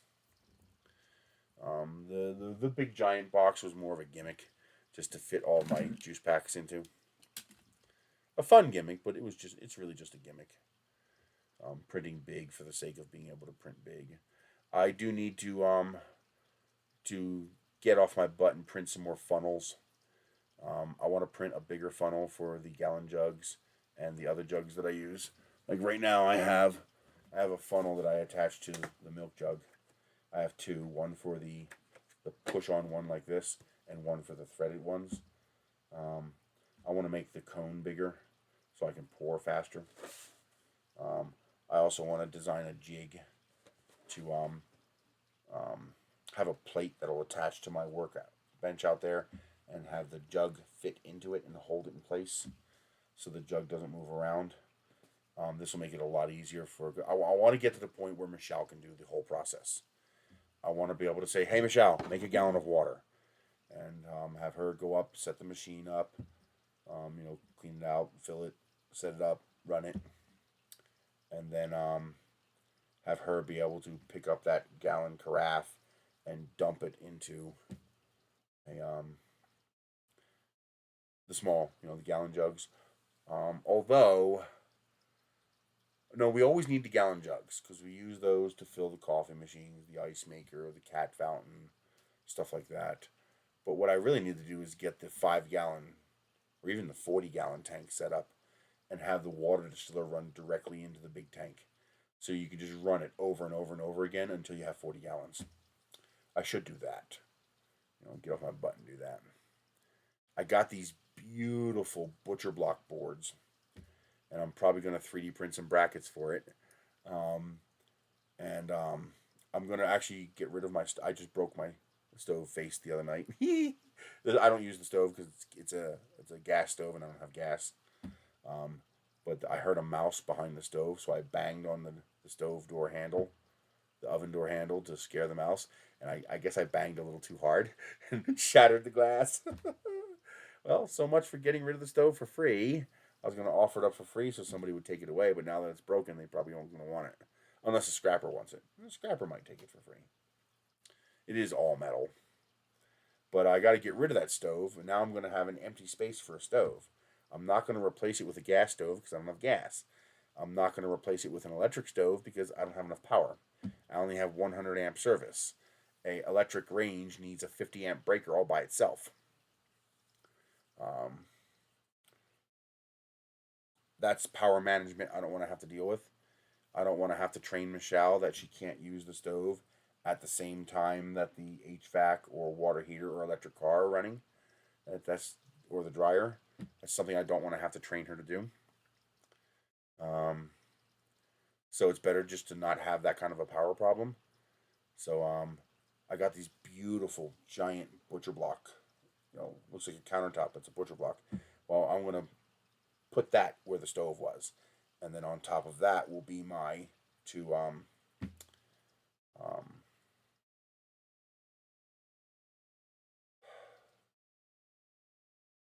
induction cooktops. I have 2 commercial grade induction cooktops. I love them. They are so wonderful. I got to get a small one though. There's this little one I want to get on Amazon. It's like $60. It only goes to 500 watts for doing low temperature stuff. Because while the commercial induction cooktop is wonderful, it doesn't really work below 800 watts. 800 watts is the lowest power setting. I mean, it goes down to 400 or 300, 3 or 400. But once you go below... Hey, Greg from Michigan. Kalamazoo, Michigan. Beautiful place. We've had a couple Narums there.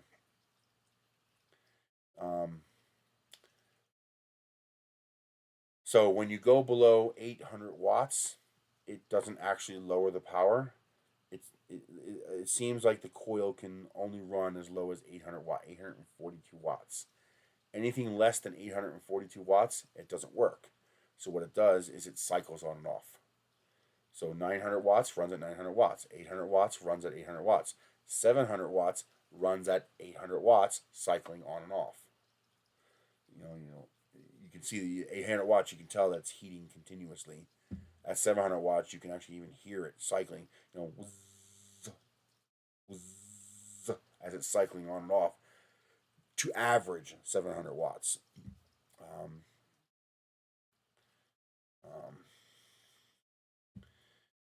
So the smaller one would be designed to properly run at 2, 3, 4, 500 watts, which is something you kind of need when you're trying to simmer a small amount of stuff, warm a sauce, warm a chocolate fondue, things like that, where even though you're averaging 600 watts, you're still hitting an 800 watt peak. And so each time you hit that peak, you're burning what you're cooking. It just doesn't work as well. So it's great for heavy duty cooking. It's a solid machine that's indestructible, and so far every pan works with it. Some of the consumer grade induction cooktops, some of the pans get finicky and don't work properly. And so eventually I'm going to get that second unit, so I can have a low temp unit and a high temp unit, and they'll sit on top of that beautiful butcher block, which will be like a countertop. And I also got a brand new overhead exhaust fan unit. I haven't installed yet. It's out in the trailer, so I want to get that installed. And then that'll give me all that space underneath where the oven was. I plan to have a pull-out rolling shelf underneath there, and I'll take my countertop oven and I'll put it underneath there. And this way I'll gain more countertop space on top. And then below that, I'll have pot storage. Well, I have 2 of these butcher blocks. And I noticed that one of the things I do is I use Slim Jim trash cans.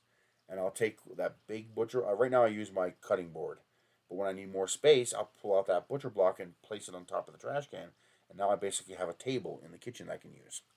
And it's very handy, but it's also very inconvenient because it's heavy to pick up and put down. And sitting on top of the trash can, it's unbalanced. It's very easy to tip if you're not careful. So what I want to do is I have one of these little 3-shelf metal shelving units here, and it's on wheels. And I'm thinking, well, if I took 2 of those and put it underneath the butcher block, the big butcher block sheet. Hey, Kawa Fat Company.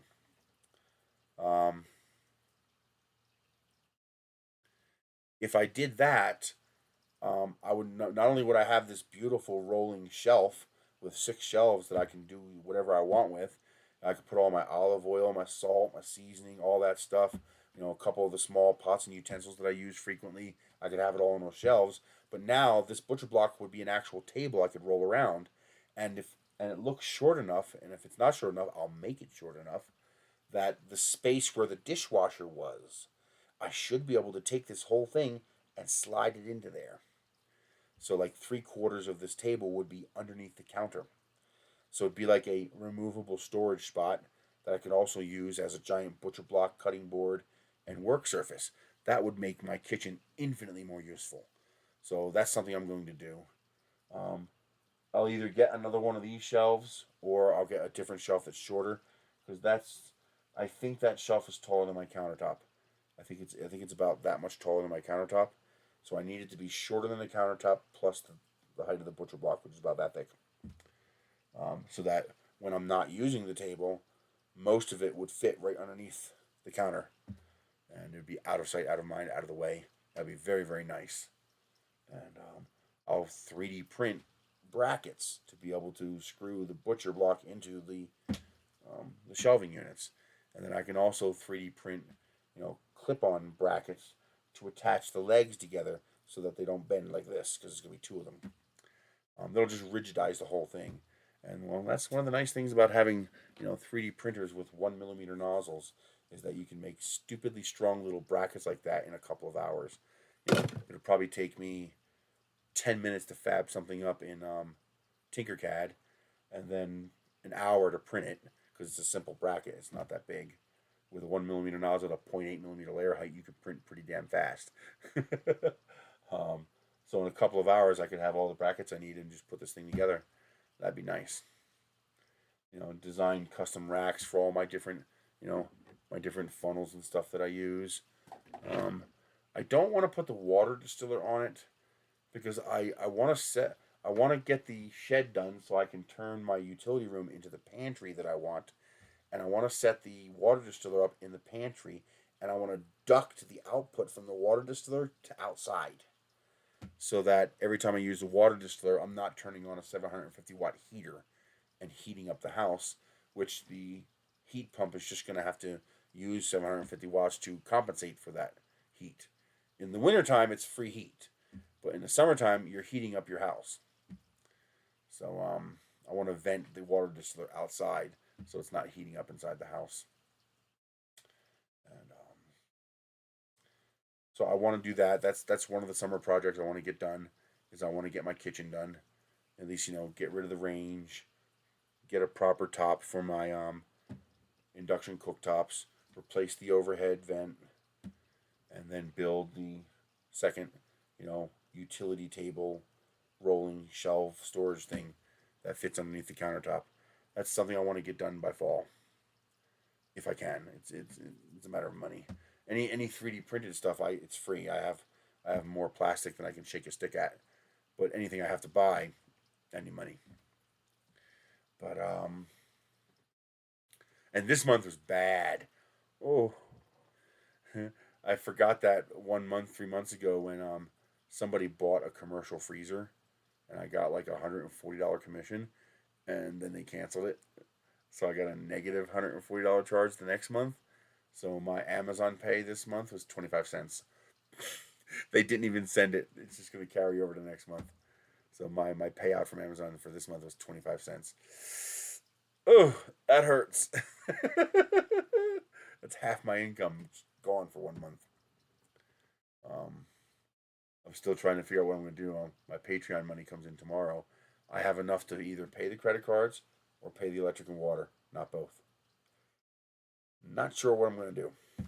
I'll figure something out. But I also want to sell the pickup truck before summer's out.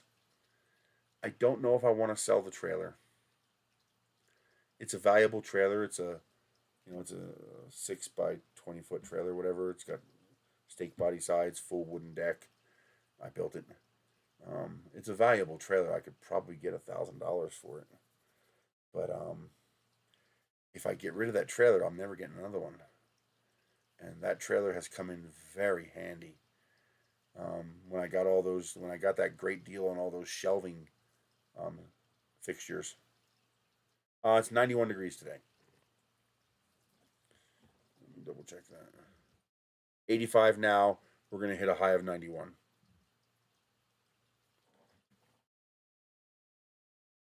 Now, don't get me wrong. If you're in the sun, you're going to cook. It's that simple. You're going to cook. But if you can find any shade whatsoever, it's really not bad. It's one of the reasons we chose to live here.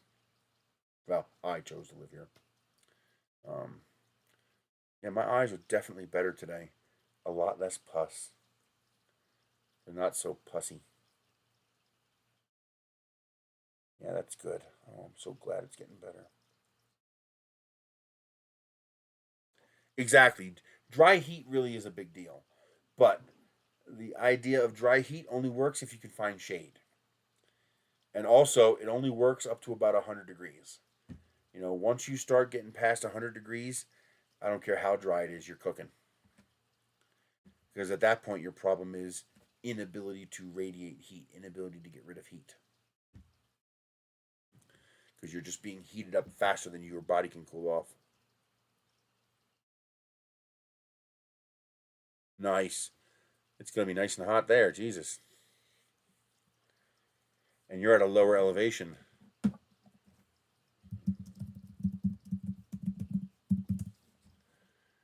Well, you're 2,000 feet. So it's not horrible. That's 1,000 feet lower than the lowest spot in all the state of New Mexico. In New Mexico, the lowest point is 3,000 feet. There's no place lower.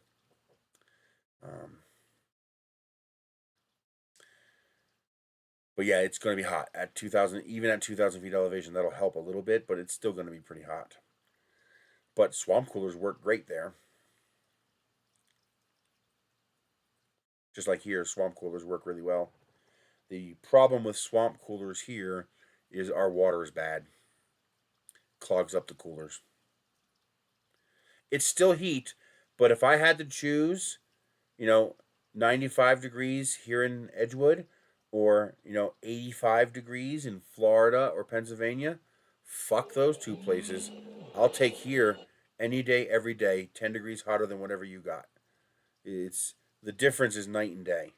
It really is. I've taken Michelle to appointments in Albuquerque, and it's 97 degrees down in Albuquerque, and it's hot. It's pretty hot. But I find a tree, I park under it, and I turn the engine off and open the windows. Am I cool? No, I'm not. Am I hot? Yes, I am. Is it bearable? Am I like I am in Pennsylvania or Texas or Florida? No. All right, it's doable. Would I like the air conditioning on? Yes, I would. But I can handle it without it. That's what the dry heat allows. As long as you can find some shade, it's bearable. I picked swamp cooler. I need to replace the medium. Any suggestion? Well, you got to replace the medium with what it needs. So you should be able to look up that model number and order the appropriate part. Sometimes they're actually made out of cardboard. But yeah, basically the way a swamp cooler works, for those that aren't familiar, Craig here. Usually you have some sort of a medium, sponge, some kind of absorbent material, cardboard, something, cloth, and what happens is you drizzle water, you drip water from the top, and the water flows through the medium. If you want to see how a swamp cooler works, you can actually do that right now I'm going to show you how to. I'm going to show you how to create your own swamp cooler. Once you do this, you'll understand exactly how a swamp cooler works. The process of evaporation extracts energy. So when something evaporates, it takes energy away from whatever it's sitting on top of, and it absorbs that energy. That's how it's able to evaporate. There has to be a transfer of energy to allow that evaporation to occur. You can demonstrate that with your hand. Just lick the top of your hand and blow on it. Even though the breath coming out of your mouth is 100 degrees, your hand's going to feel cool. Because what you're feeling is the saliva you just put on your hand. When you blow on it, you're evaporating some of that saliva. And when that saliva evaporates, it takes energy from your hand. Yes, I do. If you go to Nerisse.com, that's my portal page. At the top, you'll see my little social media icons. Each of those should go to my social media pages. I don't use it very much, but I need to start using it. I got to start using the social media more often. Um, so, an evaporative cooler works exactly the same way. As the water evaporates, it extracts heat from the air passing through the medium. So it cools the air. It also adds humidity, which is why it doesn't work if you live in the South. If you live where it's humid, swamp coolers don't work. They just make it miserable. When you turn on your air conditioner is actually doing two things. Mine's only doing one thing. Yours is doing two things. And that other thing is actually what's most important and what takes all the power. The two things you're doing is you're cooling the air and you're removing the humidity from the air. Most of your cooling actually comes from removing the humidity because the humidity acts like a thermal blanket, like a thermal battery. This is why the Earth doesn't go down to negative 200 degrees at nighttime. That's what should happen. When it's nighttime, that means the sun's on the other side of the planet, the temperature should be plummeting to negative 200 degrees because that's the temperature on the cold side of the planet, on the shadow side. Why doesn't it? Because we have an atmosphere. The atmosphere acts as a thermal battery, a thermal blanket, and it helps the planet retain and normalize the heat as it rotates. Otherwise, it'd be boiling hot on this side and scorching, freezing cold on this side. Um, well, that's why when you live here, at nighttime, the temperature drops 30 or 40 degrees. Not only is the air 30 to 40% thinner than your air, but the air is also got no water in it. And a lot of that thermal blanket behavior comes from the moisture that the air holds, the humidity. So in Pennsylvania, it's 95 degrees during the day and 85 degrees at night. Not much of a difference. Here, it's like a 20-degree drop the moment the sun goes down. It's actually comfortable, not just bearable, but straight up comfortable the moment that sun goes down. Because most of our heat, the temperature here is actually like 50 or 60 degrees. The reason it gets hot is because of the sun. Take away the sun, and the normalized temperature here is going to be more like 50 or 60 degrees. And that's because we're at 7,000 feet. So we have a lot thinner of a thermal blanket around us. So his medium is probably rotten, and he needs to replace that. But that medium needs to be able to absorb water to some extent, but also release it. It can't hold it. And it also needs to allow air to go through because you have to wet the medium and then pass air through it. And that's when you get your evaporative cooling. Now, of course, there's a catch 22 with swamp coolers. There always is. There's always a catch. The catch 22 is it uses water. And what's the one thing that hot climates are usually short on? Water. One of the reasons it's dry is that there's no water.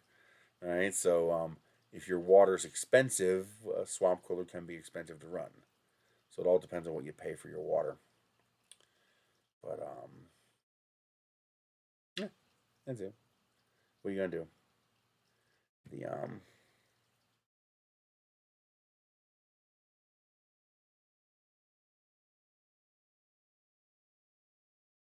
oh, I hate that so much.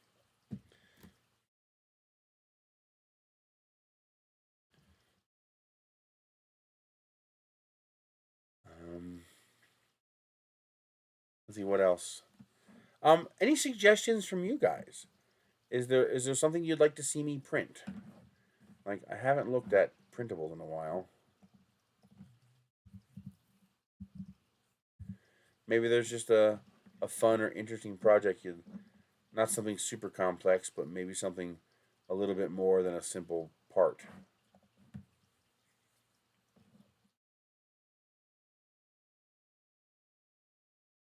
Mag fed mini rubber band gun. Okay, that's pretty cool. Ooh, that's pretty. I don't know why I like vases and planters so much. That's actually kind of pretty. What's the license? Commercial on his Patreon. So at least it's available. That's good. Oh, cute. Little finger snap helicopters. Okay, that's kind of cool.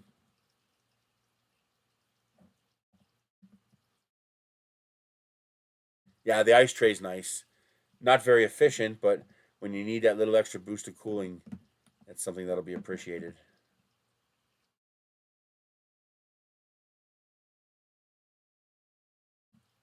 You know, these are nice just to have in case you ever need one. It's just kind of neat the fact that we can print this kind of stuff. So I'm just going to download these just because they're a nice to have kind of thing. I still use Simplify 3D, but I test everything through um and commercial use allowed. Nice. I test everything through Prusa Slicer as well. If I expect other people to print, then I test it in Prusa Slicer. But my primary slicer is still Simplify. I'm pissed off that we paid $50 for a V5 upgrade and we haven't had an update in 11 months. I'm not happy about that. If they do another update for a price, I'm not paying it. Like, nope, you burned me once. Now I'm going to wait and see how many updates you put out. But I still like the slicer. It's still a good slicer. Oh, bolts, huh? Ooh, all the bolts. I'll take those.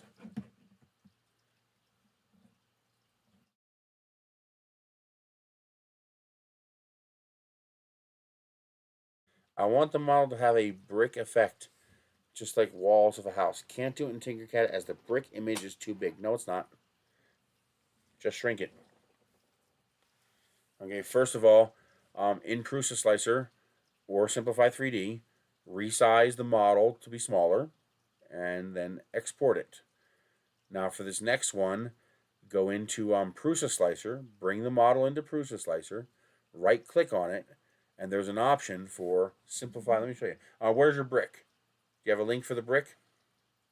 Mark, you are a regular. I can make you a moderator too.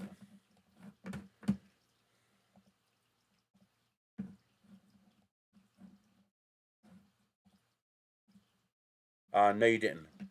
You weren't a moderator. It doesn't let you post links. It shows you the link being posted, but it doesn't show it to anybody else. So go ahead and repost the link.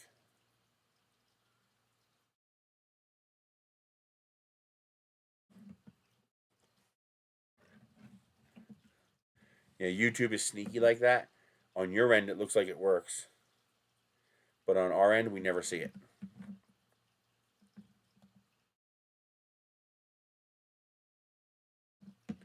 Wow, that's actually nice. That's a slick little wall mount. I like it. I'll take that. And commercial use allowed. Nice. Very nice.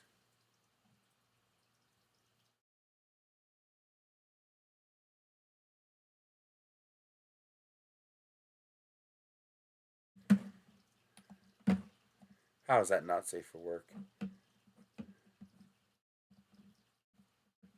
Oh God, that's not NSFW.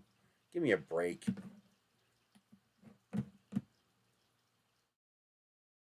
Okay, now that's actually pretty slick. Not only is the micro SD card case shaped like an SD card, but it uses the adapter as the slide-in lid. Okay, That's badass. That's freaking cool. Very, very cool. Of course, I'm gonna have to make my own now since he doesn't allow commercial usage. But that's a good idea. Very, very cool.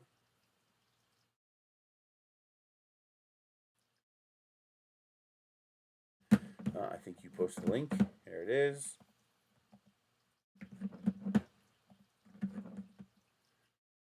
Okay.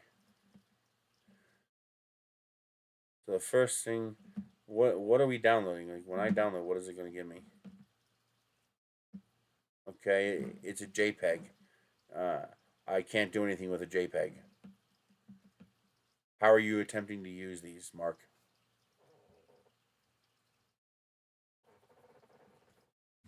Is that an indication that someone is typing?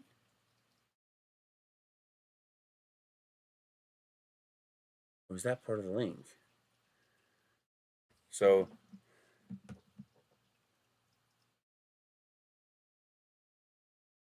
okay, so what I need is whatever you're trying to bring into Tinkercad.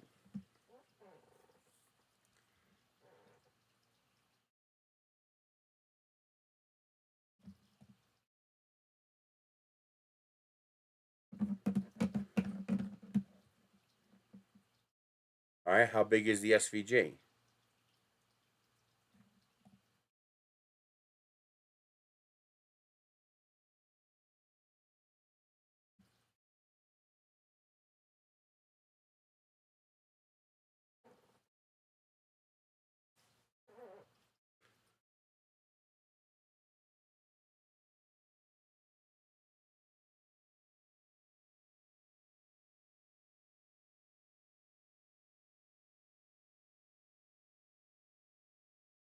No, you're doing an SVG. Oh, I guess you could do an STL, but you're doing an SVG. How big is your SVG?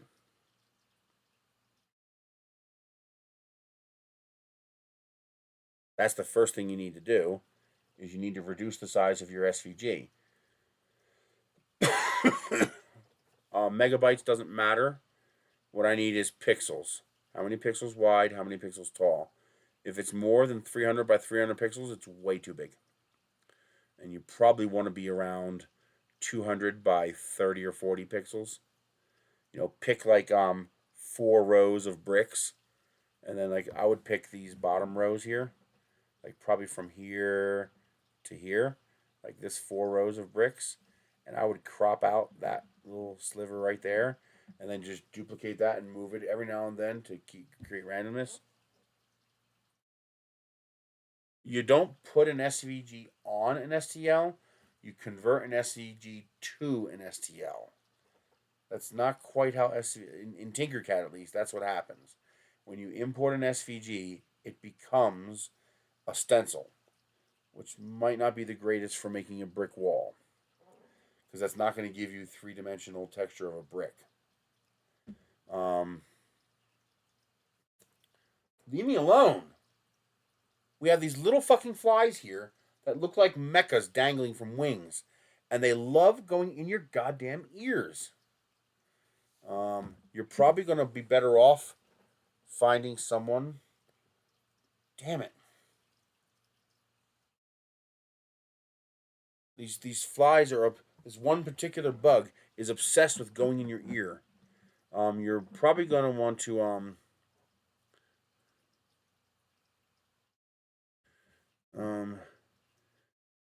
to download ready-made bricks.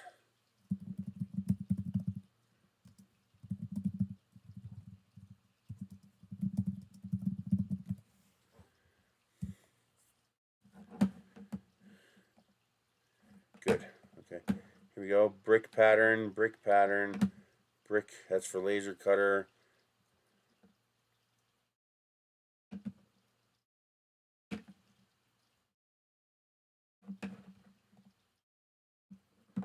There we go. So this is a straight up like cookie cutter brick pattern, which you probably don't want. But this looks like an actual brick pattern. Let's see, what files do we have here? It is an STL. Let's download it.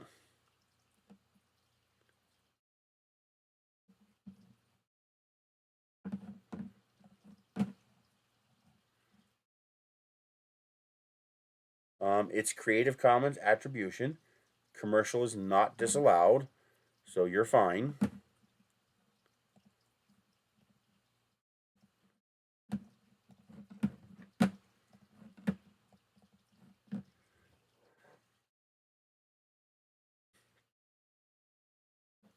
Most likely your problem is you're simply working with files that are too large. I mean, you're not going to print something that's a meter wide, and a 1000 pixel image is a meter wide. It's converted pixel per millimeter. So a 50 pixel wide image becomes a 50 millimeter image. So you got to watch out for your pixel size. It usually doesn't need to be anywhere near as big as you're making it. Oof, this is a big file. 90. Watch here. I'm going to show you what I do. This is a 95 megabyte file.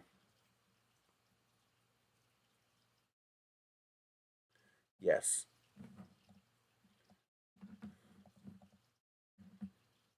There we go. Yep. So here's a 95 megabyte file that is way bigger than it needs to be. This just doesn't need to be this big. Okay, so the first thing I'm going to do is I'm going to right click this and I'm going to say simplify model. Simplify model. And we're going to go with high.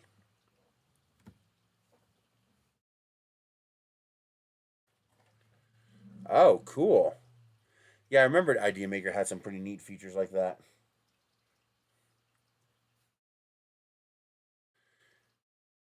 Okay. There we go. Now, let's export. V2. How small did that get us? That got us down to 21 megabytes. So now let's delete this and bring in the 21 megabyte file.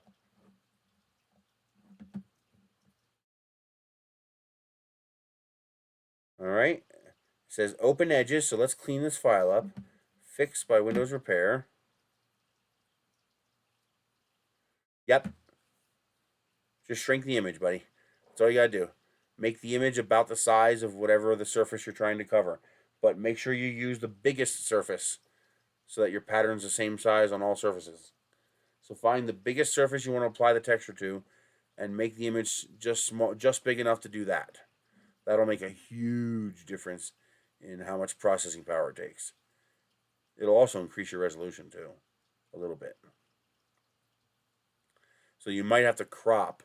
If shrinking the image makes your bricks too small, like if you want the bricks bigger, you might have to enlarge and crop to get a smaller file that's also bricks the size that you want.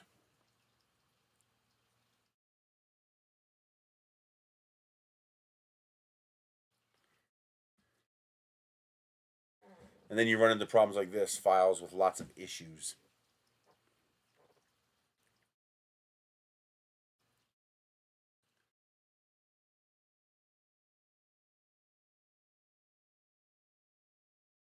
But yeah, you want to open up a blank canvas in Photoshop, create like a 200 by 200 is probably big enough unless you're printing something really big. So figure out you want your texture to be a little bit bigger than your whatever surface of the model you're trying to do. Especially if you have to move the texture to line up different walls. So if you're doing a 100 by 100 object, maybe do a 150 by 150 texture. And then what you do is you paste your texture into that 150 by 150 canvas. And then you scale that layer until you get the texture where the bricks are the size you want.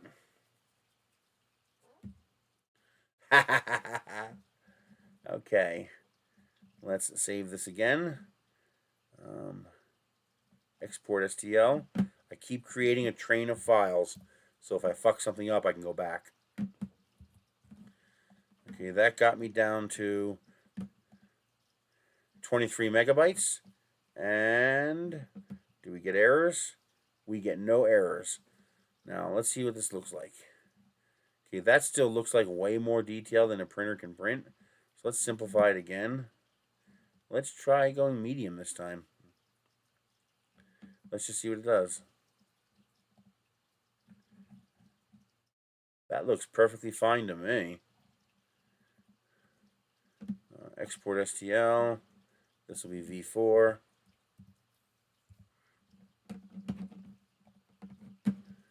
And I'm down to 4.6 megabytes. I can now import that into Tinkercad. It wouldn't be super happy about it, but it would do it.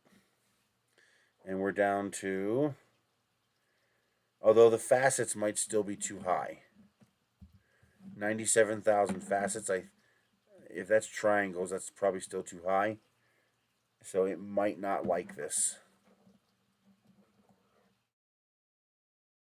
We will have to crop the bottom to make the bottom actually flat.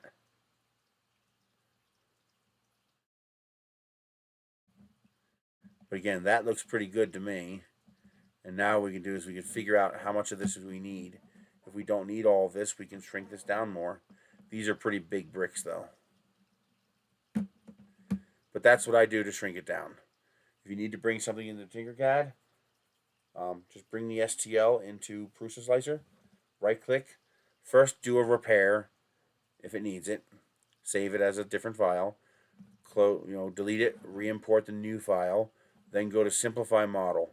For most models, high works great and really simplifies the model and you can't see the difference. For super high texture models like this, medium was perfectly acceptable. I mean, these facets are not as clean as the original one, but these are all inside of your XY axis resolution noise. They're going to print the same no matter what.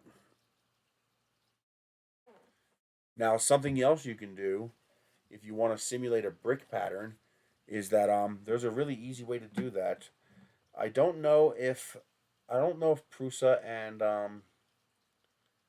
Idea Maker can do this. I know Simplify cannot, but Cura can do this. Apply a fuzzy skin. So make your bricks straight up standard bricks and then apply a fuzzy skin.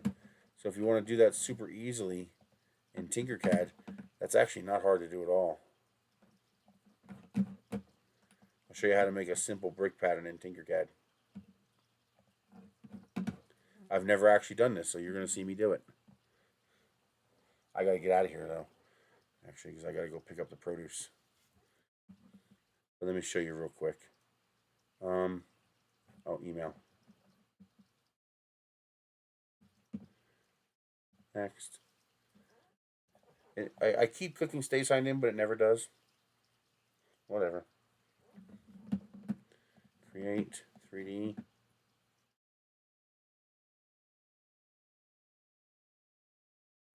Okay.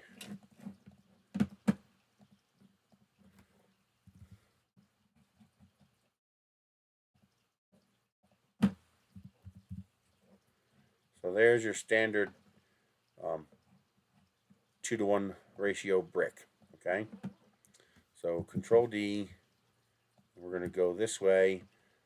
40. Let's do a gap of 5. So 45. There we go. Control D, D, D, D, D, D, D, D, D, D, D. There we go. Control D, Control D. That looks big enough.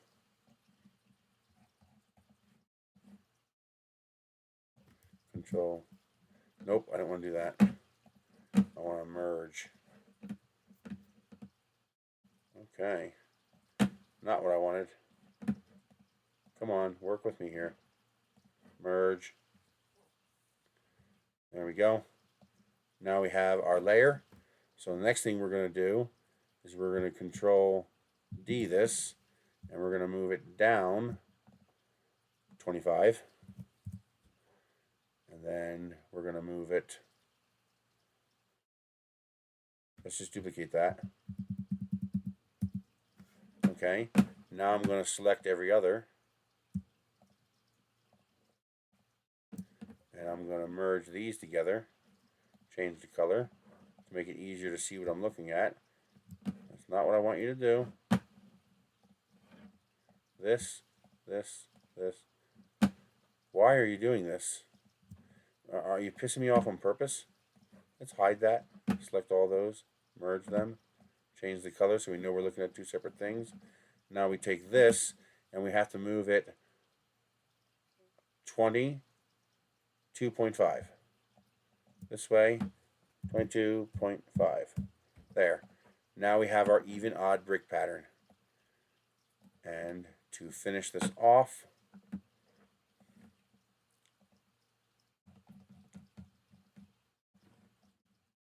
this is going to be 1 millimeter high, like that. And now I pick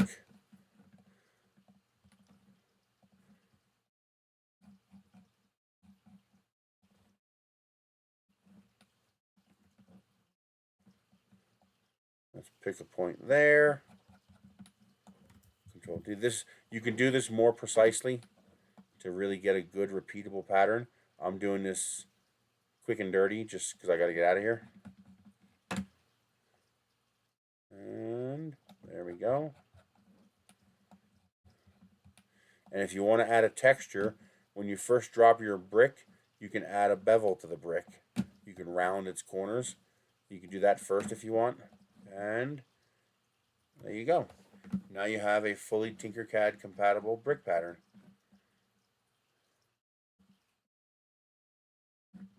And I have this set up for a 1 millimeter depth. You can change that if you want, of course. But there's your simple brick pattern that you can now build stuff with in Tinkercad. You can use this as a block. Now what I would do, I would make this cleaner first. I would export this as an STL.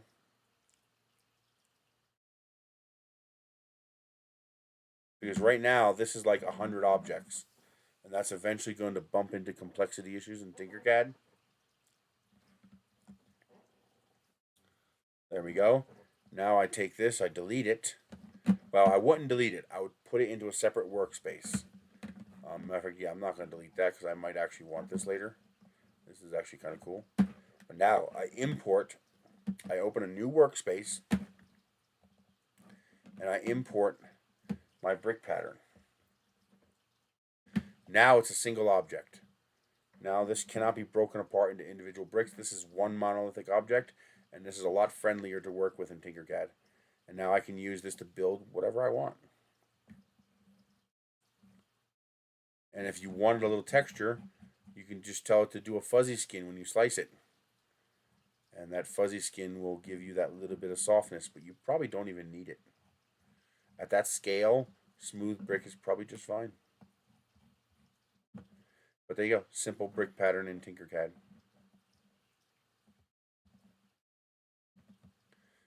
And now it's all monolithic, it's perfectly straight, the dimensions are accurate, and you can do whatever you need with it.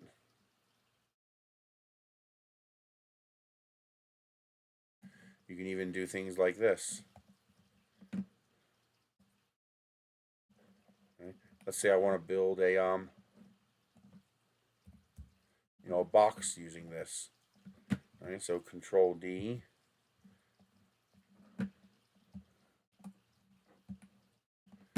And where's my toggle? Here it is. Okay, I need to turn this around. So what I'm going to do is I'm going to invert this way. Bingo. Now these bricks will line up with these bricks as if they're going around a corner. See? Look at that. Now you might have to do a little work where you remove these little tabs. There's ways you can make that work better.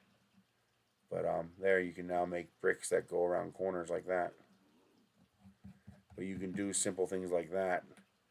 And now I can build a birdhouse out of these brick walls.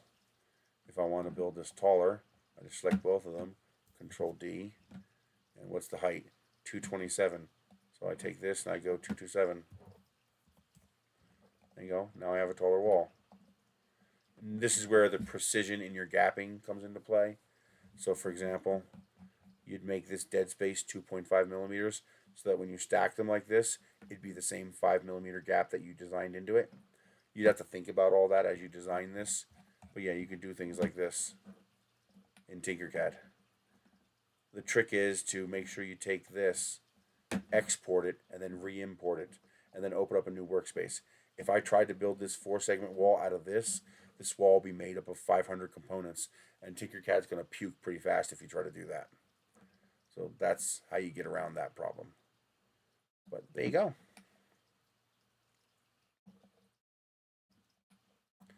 Let me... can I share this? Is there any way to share this?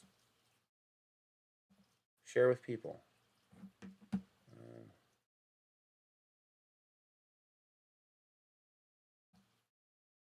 How do I share?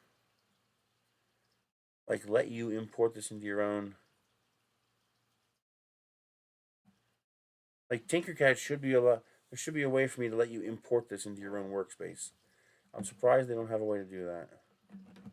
Nope. That's a pity.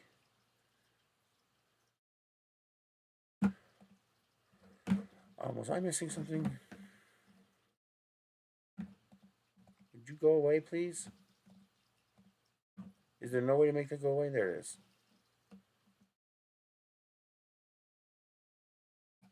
Why is this not updating? Oh, there it goes. Yeah, for some reason my chat stopped updating again.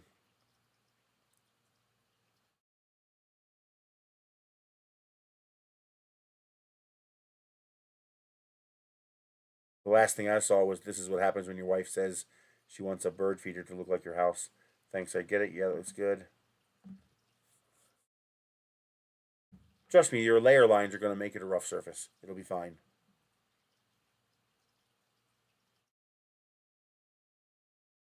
Oh, I wish. I wish I could invest the time into a more powerful CAD program. I might try. There is a $150 CAD program that's being updated pretty regularly.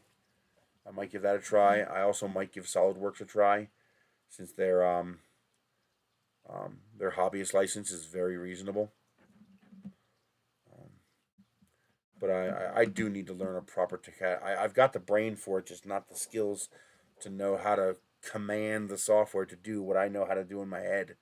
I mean, I know exactly what I want to do. I can picture exactly what I want to do inside my skull. But you know, it's very easy for me to tell Tinkercad what I want it to do once I know the limitations. Telling Fusion 360 what you want to do is difficult. There's a big learning curve. At least for me, there is. All right, guys. I'm going to skedaddle. I'm going to get myself some free veggies. I like free veggies. Where's that key? Uh-oh. Uh-oh, where's the key?